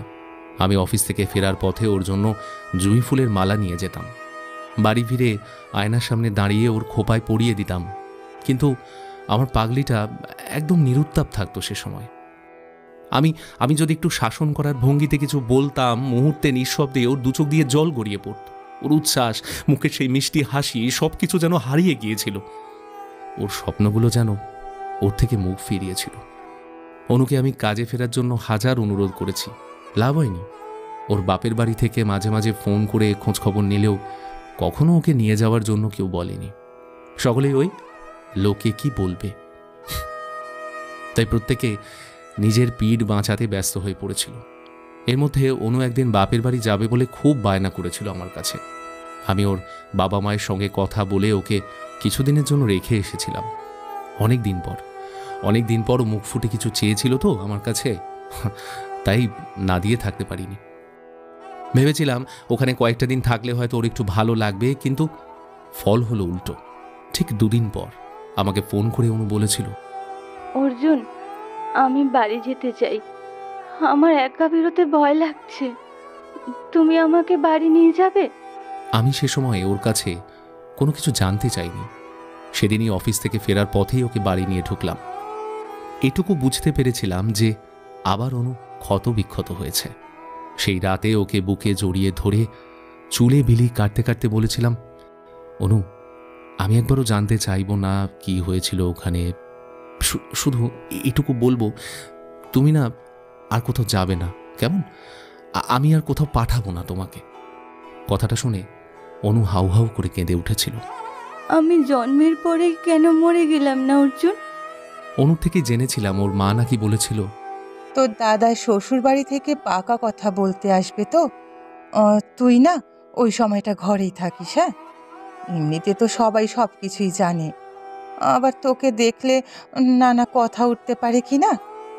তারপরেই অনু আমাকে ফোন করে। কেউ ভাবেনি এই কথা শোনার পর মেয়েটার মনের অবস্থা কি হতে পারে। প্রথমে খুব রাগ হলো, তারপর ভাবলাম এটাই তো সমাজ, এটাই তো নিয়ম। নিজেদের সন্তানের ভালোর জন্য দত্তক নেওয়া মেয়েটাকে এই কথাটা বলা যেতেই পারে, তাই না? অনুর মা বাবা ওকে দত্তক নিয়ে সন্তানের পরিচয় দিলেও ওর দাদা ছোটবেলা থেকে একটা দূরত্ব তৈরি করে রেখেছিল, যেটা আমি অনেকবার বুঝতে পেরেছিলাম। যদিও অনু সেটা কিছুতেই মানতে চাইতো না, কিছুটা জোর করেই নিজেকে ভুল বুঝিয়ে রাখত। আমাদের সম্পর্কের শুরুতেই অনু ওর জীবনের এই অতীত আমাকে জানিয়ে দিয়েই বলেছিল, তুমি ভেবে দেখো অর্জুন, সময় নিয়ে আমাকে জানিও। বিয়েটা তো কোনো ছেলে খেলা নয়, বলো? আমার কিন্তু ভাবতে কোনো সময় লাগেনি। সেদিন থেকে নিজের কাছে প্রতিজ্ঞাবদ্ধ হয়েছিলাম যে আমি কোনো দিন অনুর চোখে জল আসতে দেব না। কিন্তু আজ আমি সম্পূর্ণ ব্যর্থ। আমি ওকে বারবার কাঁদতে দেখেছি, কিন্তু কিচ্ছু করতে পারিনি। আদালতের প্রত্যেকটা শুনানিতে অনুকে বারবার ধর্ষিত হতে হয়েছে, সেটা আমার চোখের সামনে, কিন্তু সেখানেও আমি কিচ্ছু করতে পারিনি। অশ্লীল অশ্রাব্য প্রশ্নের আঘাতে বিধ্বস্ত হয়ে আমার ভালোবাসার মানুষটা কাঁদতে কাঁদতে কাঠকড়ায় ভেঙে পড়েছে। আমি তখনও কিচ্ছু করতে পারিনি। বাড়িতেও সে একই ছায়া, শুধুমাত্র সংস্করণটা আলাদা ছিল। আমার অনুপস্থিতিতে ওকে বারবার মনে করাতে হতো যে ও একজন ধর্ষিতা নারী, বেঁচে থাকার সমস্ত অধিকার সে হারিয়েছে। একটা সন্ধ্যায় পরিস্থিতি চরমে ওঠে। পল্লবী বাড়িতে এসে একবার বলেছিল, দাদা, তুই যে কি করে এই মেয়েটার সঙ্গে থাকছিস কে জানে। এতগুলো নোংরা ছেলে ওর সঙ্গে যা করেছে, উফ, ভাবলেও তো আমার গায়ে কাঁটা দিয়ে ওঠে। তুই ওকে নিয়ে এত বাড়াবাড়ি করিস কি করে? সবার তো চোখে লাগবেই। আচ্ছা, তাই এই ঘটনা যদি তোর সঙ্গে হতো? শোনা পল্লবী, তুই নিজের শ্বশুর বাড়িতে গিয়ে সংসারে মন দে, কেমন? সেটাই তোর জন্য ভালো হবে। বালাই ষাট কি যাতা বলছিস এসব? নিজের বোনকে নিয়ে এই কথা বলতে আটকালো না তোর? বিয়ের পর থেকে তো বউ ছাড়া আর কিছুই বুঝিস না তুই। তাও যদি জানতাম এই মেয়ের কিছু ঠিক আছে। মানে কি বলতে চাইছো মা? তুই ঠিক যেটা ভেবেছিস সেটাই বলেছে মা। এটা তো সত্যিই তোর বউয়ের কোনো বংশ পরিচয় নেই, এটা তো মানবি তুই। এটা জানার পর থেকেই আমার আর তোর বাবার এই বিয়েতে খুব একটা মত ছিল না। শুধুমাত্র তোর কথা ভেবেই আমরা আর কিছু বলতে পারিনি। না হলে ওই মেয়ের এই বাড়িতে পা দেওয়ার কোনো যোগ্যতাই নেই। বাবা, তোমারও কি একই কথা?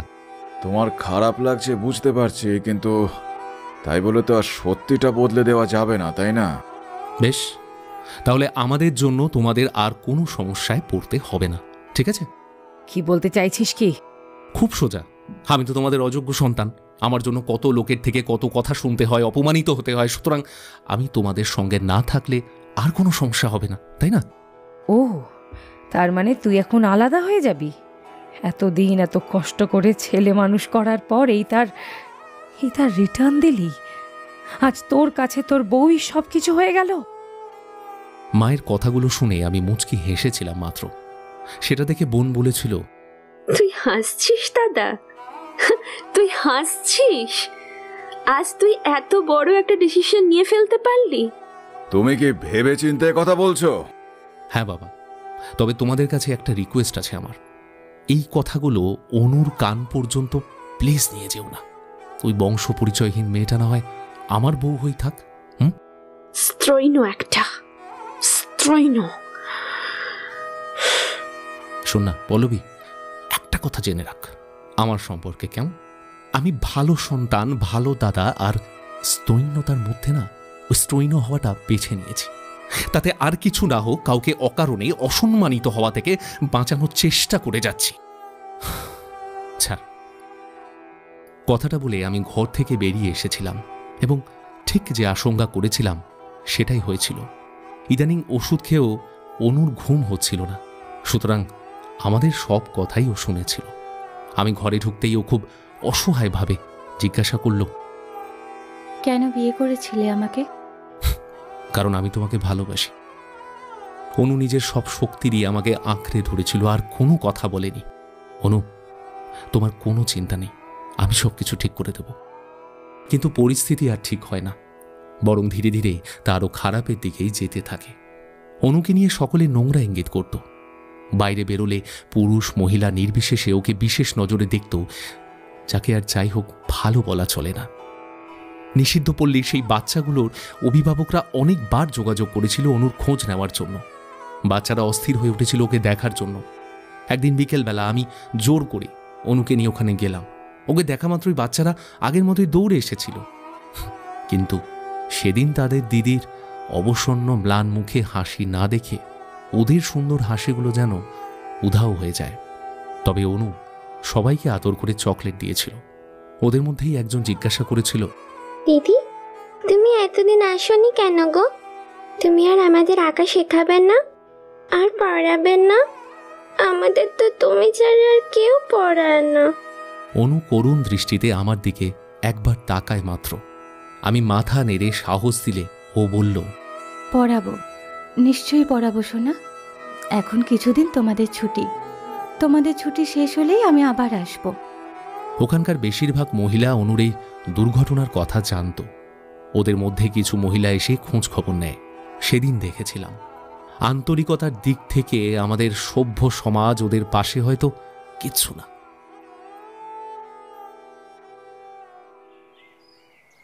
ইতিমধ্যে আমি একটা বাড়ি ভাড়া নেওয়ার জন্য খুঁজছিলাম। আমার বন্ধুদেরও বলে রেখেছিলাম সেই ব্যাপারে। সে প্রসঙ্গেই একদিন কথাবার্তা শুরু হয়েছিল, কিন্তু তা শেষ হয়েছিল অন্যভাবে। আমি সব কিছু বলার পর সূর্য জিজ্ঞাসা করেছিল, আচ্ছা, তোর নেক্সট প্ল্যানটা কি? দেখ, অনুকে নিয়ে একটু শান্তিতে থাকতে চাই, ব্যাস। ওখানে থাকলে না মেয়েটা মরেই যাবে, আর সেটা আমি কোনোদিনও হতে দেব না। আচ্ছা অর্জুন, তোর বউয়ের সঙ্গে এত বড় একটা ঘটনা ঘটে গেল, তারপরেও এত স্বাভাবিকভাবে তুই সব কিছু অ্যাকসেপ্ট করলি কি করে? মানে আমি ওকে ভালোবাসি, আমার মনে হয় এর থেকে বড় কারণ আর কিছু হতে পারে না। ভাই একটা কথা বলতো, তোর বউকে ছোঁয়ার সময় সত্যি কিছু মনে হয় না? মানে এতগুলো ছেলে তোর বউকে... চুপ, একদম চুপ, আরে একটা কথাও কিন্তু আমি শুনবো না। আমি চিৎকার করে সূর্যর দিকে তেড়ে গিয়ে ওকে থামিয়ে দিয়েছিলাম। আমি অনুকে নিয়ে একটা খারাপ মন্তব্য কারো থেকে শুনতে চাইনি। সূর্য রেগে গিয়ে বলেছিল, এ ভাই, বন্ধুদের মুখ এভাবে বন্ধ করাতে পারবি, কিন্তু লোকেদের মুখ বন্ধ করাতে পারবি কি না? তুই একবার ভেবে দেখ, ভেবে দেখিস একবার আমি ভুল কিছু বলেছি কিনা। আজকে তুই যদি অন্য কোনো মেয়ের সঙ্গে শুয়ে এসে তোর বউয়ের সামনে দাঁড়াস, তোর বউ কি তোকে মেনে নিত? আরে সালা, কখনো মেনে নিত না। আমি জানি না তুই ঠিক কতটা মহান, আমি হলে ভাই জীবনে পারতাম না। ভালোবাসা ভালোবাসার জায়গায়, কিন্তু এইসব নোংরামো। পরিবারকে পাল্টে যেতে দেখেছি, আর সেদিন চোখের সামনে বন্ধুদেরও রং বদলাতে দেখলাম। ওদের মধ্যে রিতম আমার পাশে দাঁড়িয়েছিল, বলেছিল, তার মানে তোরা কি বলতে চাইছিস? সমাজে থাকতে হবে বলে সব নোংরামো মেনে নিতে হবে, তাই তো? অনুকে দেখে একটা দুধওয়ালা কাগজওয়ালা পর্যন্ত আজকাল বাজে ইঙ্গিত করছে। মেয়েটা ঘর থেকে বেরোতে পারে না, আর ওকে এগুলো সব কিছু সহ্য করতে হবে, তাই তো? প্রতিবাদ করা যাবে না। তোদের এই সিক মেন্টালিটিটা না অর্জুনের ওপর চাপাতে আসিস না। জীবনে সব কিছু তোদের ক্যালকুলেশন মতো তো চলবে না। বিশ্বাস কর, আমি অবাক হয়ে যাচ্ছি তোদের কথা শুনে। মানে তোরা তো বন্ধু, এই সময় তো তোদের অর্জুনের পাশে থাকা উচিত। কি করে পারিস তোরা? আর আর সেসব কিচ্ছু না করে হঠাৎ আত্মীয় স্বজনদের মতো জ্ঞান দিতে শুরু করলি। হ্যাঁ, এটাকেই তো সত্যিকারের ভালোবাসা বলে। নির্লজ্জের দল। তুই আজকে জ্ঞান ঝাড়ছিস ওকে, তাই তো? সালা নিজে কটা মেয়ের সঙ্গে ঘুরেছিস, খেয়াল আছে? হ্যাঁ, আমি অনেক মেয়ের সঙ্গে মিশেছি, কিন্তু তাই বলে তোরা সবাই অর্জুনকে মিলিয়ে ফেলিস না আমার সঙ্গে। ওকে নিয়ে আমাদের গর্ব করা উচিত। অনুর জীবনের সবচেয়ে দুর্দিনে আমরা এখানে এই সব আলোচনা করছি। ওই ঝামেলার পর থেকে রিতম আর সূর্যদের সঙ্গে বিশেষ কোনো সম্পর্ক রাখেনি। আমিও বাকিদের থেকে নিজেকে সরিয়ে নিয়েছিলাম। পরে জেনেছিলাম আমাদের সেই বন্ধুদের আড্ডাটাও নাকি ভেঙে গিয়েছিল। এরপর থেকে আমাদের সঙ্গে রিতমও আদালতে যেত, যদিও আমাদের দুই পরিবার কোনোদিন এতে সম্মতি জানায়নি। অনু বাপির বাড়ি থেকে ফিরে আসার পর ওর বাবা মা বেশ কয়েকবার ফোন করেছিল ওর খোঁজ খবর নেওয়ার জন্য, কিন্তু অনু আর কথা বলেনি। একথা অনুর মায়ের কাছ থেকে আমি জেনেছিলাম। আমার প্রাত্যহিক জীবনের একটা অভ্যেস হয়ে দাঁড়িয়েছিল নিয়ম করে দুই বাড়ির অভিযোগ শোনা। যা শুনতাম তা কেবল নিজের মধ্যেই রাখতাম। এরপর কয়েকদিনের মধ্যেই আমরা নতুন বাড়িতে উঠলাম। ছোট্ট ফ্ল্যাট, কিন্তু আমাদের জন্য একদম পারফেক্ট। আমাদের বেডরুমের সঙ্গে লাগোয়া একটা ছোট্ট ব্যালকনিও ছিল। অনেক রাত পর্যন্ত আমরা ওখানে বসে সময় কাটিয়েছি। আমাদের ছোট্ট আস্তানাকে পুরোপুরি সাজিয়ে গুছিয়ে রাখতে আপ্রাণ চেষ্টা করতাম। নতুন বাড়িতে আসার পর অনুকে আগের থেকে একটু ভালো থাকতে দেখছিলাম। মাঝে মাঝে অফিস থেকে ফিরে ওকে নিয়ে বেরোতাম। ওর সব কিছুই যেন পরিবর্তন হয়ে গিয়েছিল। অনেক চেষ্টা করেছি, অনেক চেষ্টা করেও আগের সেই অনুকে আমি ফিরে পাচ্ছিলাম না। হ্যাঁ, তবে আশা করতাম যে ও একদিন না একদিন নিশ্চয়ই স্বাভাবিক জীবনে ফিরে আসবে।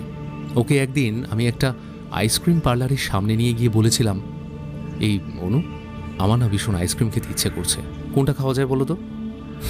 তখনও আমার দিকে তাকিয়ে একটু হেসে বলেছিল, আমার জন্য তোমার ইচ্ছে অনিচ্ছেগুলো সব কেমন বদলে গেছে, তাই না? আমি যে কখনোই ওর মতো আইসক্রিম খেতে ভালোবাসতাম না সেটা অনু খুব ভালো করেই জানতো।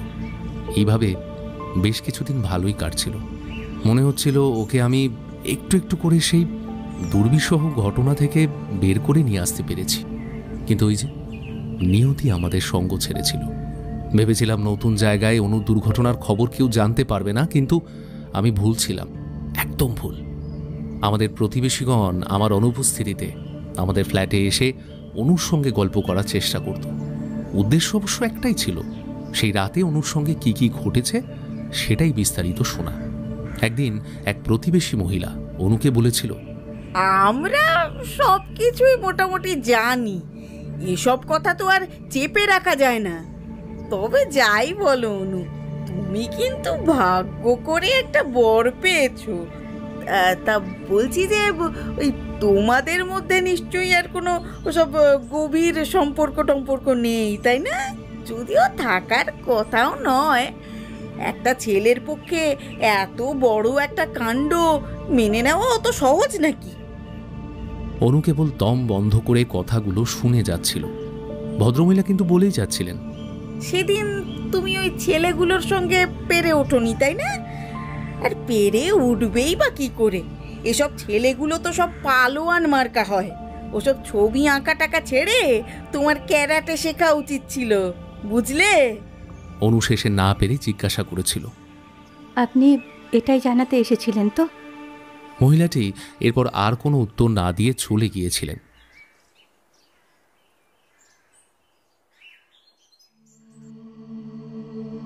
সেই রাতেই আমি ডিনারের পর অফিসের কাজ নিয়ে বসেছিলাম একটু। অনু শুতে যাওয়ার আগে ফ্রেশ হতে গিয়েছিল, কিন্তু বেশ কিছুক্ষণ পরেও ও বাথরুম থেকে না বেরোলে আমি উঠে দেখতে যাই। অনু, এই অনু, অনু। বাইরে থেকে ওকে কয়েকবার ডাকলাম, কিন্তু কোনো সাড়া পেলাম না। মনের মধ্যে একটা ভয় বাসা বাঁধছিল। আমি আর অপেক্ষা না করে গায়ের জোরে বেশ কয়েকবার ধাক্কা মারতেই বাথরুমের ছিটকিনিটা ভেঙে যায়। ভিতরে রক্তাক্ত অবস্থায় পড়েছিল অনু।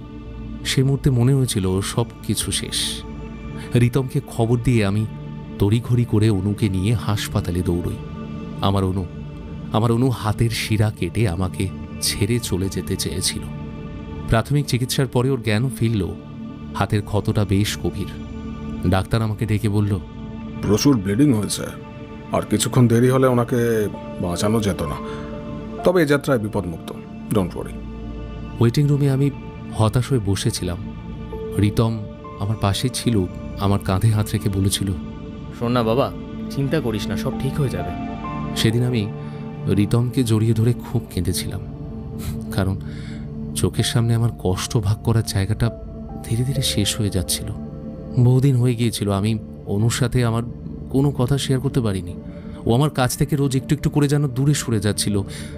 রিতম আমাকে থামানোর বিন্দুমাত্র চেষ্টা করেনি। ও বলেছিল, তুই একটা কাজ করবি, তুই এই শহর ছেড়ে অনেক দূরে কোথাও চলে যা না রে।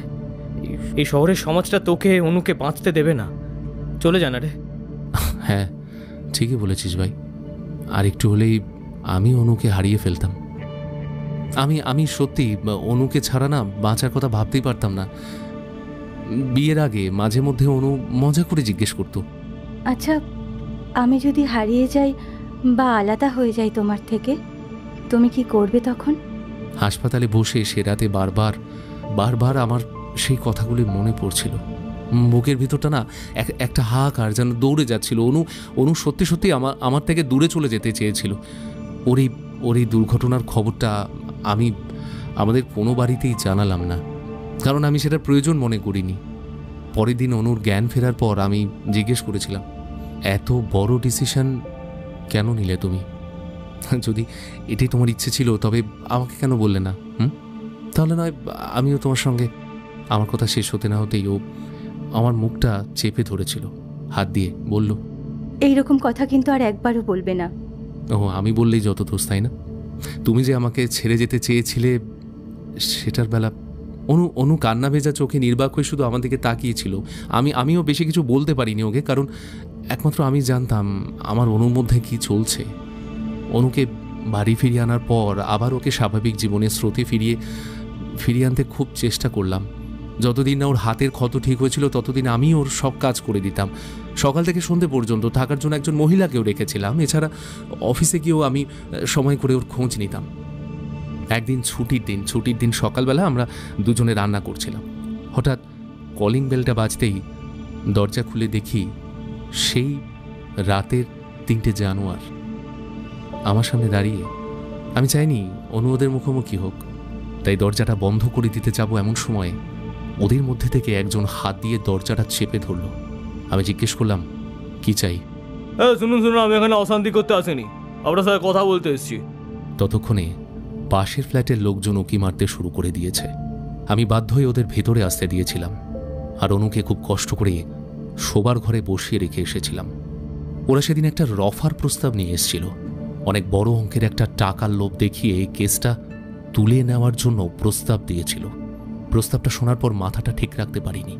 বেপরোয়াভাবে চিৎকার করতে শুরু করেছিলাম। এমনকি থানায় ফোন করে ধমকিও দিয়েছিলাম ওরা আর কথা না বাড়িয়ে সে সময় চলে গিয়েছিল ঠিকই, কিন্তু এরপর আরও একটা সর্বনাশের সূত্রপাত ঘটে। ওরা লোক লাগিয়ে সবাইকে বলতে শুরু করে যে অনুর সঙ্গে অনেকদিন আগে থেকেই নাকি ওদের সম্পর্ক আছে, ওরা নাকি অনুর সঙ্গে নিয়মিত দেখা করত, ইত্যাদি ইত্যাদি। সত্যি মিথ্যে বিচার করার জন্য আমাদের চারপাশের লোকজন বসে থাকে না, তাদের শুধু খোরাকের প্রয়োজন। এখানেও সেটার অন্যথা হয়নি। এই ঘটনার পর থেকে এলাকার লোকজন আমাকে দেখেও হাসাহাসি শুরু করে। এমনকি একদিন এটাও শুনেছিলাম, ওকে দিয়ে বেশ্যাবৃত্তি করানোর জন্যই ওইসব এলাকাতেই যেত, না হলে ওখানকার বাচ্চাদের কার পড়ানোর ইচ্ছে হয়? এর লোকে যেন ঘাসে মুখ দিয়ে চলে। আমি সেদিন খুব ভালোভাবে অনুভব করেছিলাম অনুর সঙ্গে কোন পর্যায়ে অত্যাচার চলছে। ওকে সমাজের প্রায় প্রত্যেকটা লোক সুযোগ পেলেই বারে বারে মানসিকভাবে ধর্ষণ করছিল। অনাহারে অনিদ্রায় অনুর শরীরটা দ্রুত ভাঙতে শুরু করেছিল। একদিন রাতে বাড়ি ফেরার পর দেখি অনু বেডরুমে অন্ধকারে বসে আছে। আমি ফিরতেই কাজের লোকটা বাড়ি চলে যায়। আলো জ্বালিয়ে অনুকে জিজ্ঞাসা করি, কি গো এইভাবে বসে আছো কেন? শরীর ঠিক আছে? আমার ডিভোর্স চাই অর্জুন, আমি আর তোমার সঙ্গে থাকতে চাই না। প্রথমে আমি ওকে শান্তভাবে বোঝানোর চেষ্টা করেছিলাম, বিশ্বাস করুন কিছুতেই কিছু হলো না। অনু মন্ত্রজপ করার মতো একটা কথাই বারবার বলে যাচ্ছিল। আমি চুপ করে যাওয়ায় অনু আমার জামার কলার ধরে বারবার একই কথা বলছিল। আমি ওকে ঠেলে সরিয়ে দিয়ে বাড়ি থেকে বেরিয়ে গিয়েছিলাম। সত্যি বলতে সেদিন ওর উপর আমার ভীষণ রাগ হয়েছিল। মনে হচ্ছিল আমি চূড়ান্ত ব্যর্থ, কিছুতেই বোঝাতে পারিনি যে ওকে ছাড়া আমি শূন্য। বেশ কিছুক্ষণ বাইরে কাটানোর পর নিজেকে শান্ত করে বাড়ি ফিরেছিলাম। ঘরে ঢুকে দেখি অনু বেডরুমের খাটের পাশে পড়ে আছে আর মেঝের উপর দিয়ে রক্ত গড়িয়ে চলেছে। আমি ঠেলে সরিয়ে দেওয়ার সময় ডাল সামলাতে না পেরে অনু পড়ে যায়। খাটের কোণে ওর মাথাটা ঢুকে যায়। আমি আমি আমি তাড়াতাড়ি ওকে খাটের উপর শুয়ে মাথায় বরফ দিতে থাকি। বুঝতে পারছিলাম যে আমার মাথাটাও কাজ করছে না, নিজের উপর থেকে সব নিয়ন্ত্রণ হারিয়ে ফেলছি। আমি না কখনো কারো ক্ষতি করিনি, আর অনুর হাতে কারো খারাপ হওয়া সম্ভব ছিল না। তাহলে আমাদের জীবনটা এইরকম অভিশপ্ত কেন হয়ে গেল? যারা দায়ী তাদের অবশ্যই শাস্তি হওয়ার দরকার ছিল, কিন্তু আমাদের দেশের আইন হয়তো তাদের শাস্তি দিতে পারত না। তাই তাই তাই সেই রাতেই আমি ঠিক করেছিলাম আমি নিজেই ওদের বিচার করব। ঘুমন্ত অনুকে রেখে আমি বেরিয়ে পড়েছিলাম। ঢুকেছিলাম ওই পশুগুলোর আস্তানায়। রাত তখন বেশ গভীর। ওরা তিনজন আমাকে দেখে টলতে টলতে এগিয়ে এলো। একজন জিজ্ঞাসা করলো, কিরা টাকা লাগবে তো? সেই তো মেনে নিলে বাবা। আমি আর কোনো কথা না বলে ধারালো ছুরিটা ওই ছেলেটার গলায় চালিয়ে দিয়েছিলাম। ছটফট করতে করতে ঘরের মেঝেতে লুটিয়ে পড়েছিল। বাকি দুজন নেশাগ্রস্ত থাকায় আমার হাত থেকে পালাতে পারল না। ওই একই ছুরি দিয়ে এলোপাথারি কুপিয়েছিলাম ওদের। জানোয়ারগুলোর গরম রক্তের ছোঁয়া পেয়ে যেন আমার আমার অন্তরাত্মা একটু শান্তি পেয়েছিল সেই রাতে। বাড়ি ফিরেছিলাম অনেকটা রাতে। অনু ঘুমিয়েছিল। ঘুমন্ত অনুকে দেখতে এতটাই মিষ্টি লাগছিল যে আমি ওর দিকে তাকিয়েছিলাম। আগের মতোই ওর চোখের ওপর থেকে ওই অবাধ্য চুলগুলো সরিয়ে দিচ্ছিলাম। ওকে জানালাম সব কিছু, ক্ষমাও চাইলাম।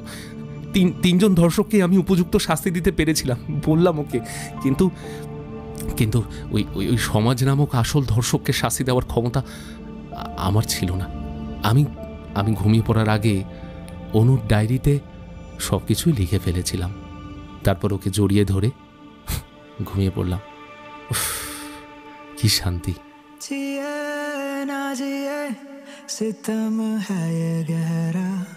সকালে ঘুম ভেঙে দেখি অনু আবার সেই চপলা চঞ্চলা রূপেই ধরা দিয়েছে আমার কাছে। আমার খোলা হাওয়ায় আমার কাছে ফিরে এসেছে। কতদিন পর আমার অনু যেন প্রাণ ফিরে পেয়েছে। আর ওকে আগের মতোই দেখতে পেয়ে আমিও আজ নিশ্চিন্ত। খাটের পাশে টেবিলটার উপরে অনুর ডায়েরির পাতাটা খোলা পড়ে আছে। ওখানেই লেখা হয়েছে এই কাহিনী। আর এইমাত্র আমাদের দুটো শরীরকে কাঁটা ছেঁড়া করার জন্য নিয়ে যাচ্ছে। কাল রাতেই আমার হাতেই মুক্তি পেয়েছে অনু। হ্যাঁ, আমার হাতেই। আমার দেওয়া ধাক্কাতেই অনু শেষ আঘাতটা পেয়েছিল, যেটা আমি কোনোদিনও স্বপ্নেও ভাবতে পারিনি। বাড়ি ফিরে অনুকে ধরেই বুঝতে পেরেছিলাম যে ওর ঘুম আর ভাঙবে না। আর আমি তো বলেইছিলাম অনুকে ছাড়া বাঁচবো না, অনুকে ছাড়া বাঁচা সম্ভব না তো। তাই আমিও পাড়ি দিলাম অনুর পথে। অনুকে আমি আজ পর্যন্ত যা যা বলতে পারিনি সব লিখে রাখলাম ওই ডায়েরির শেষ পাতায়।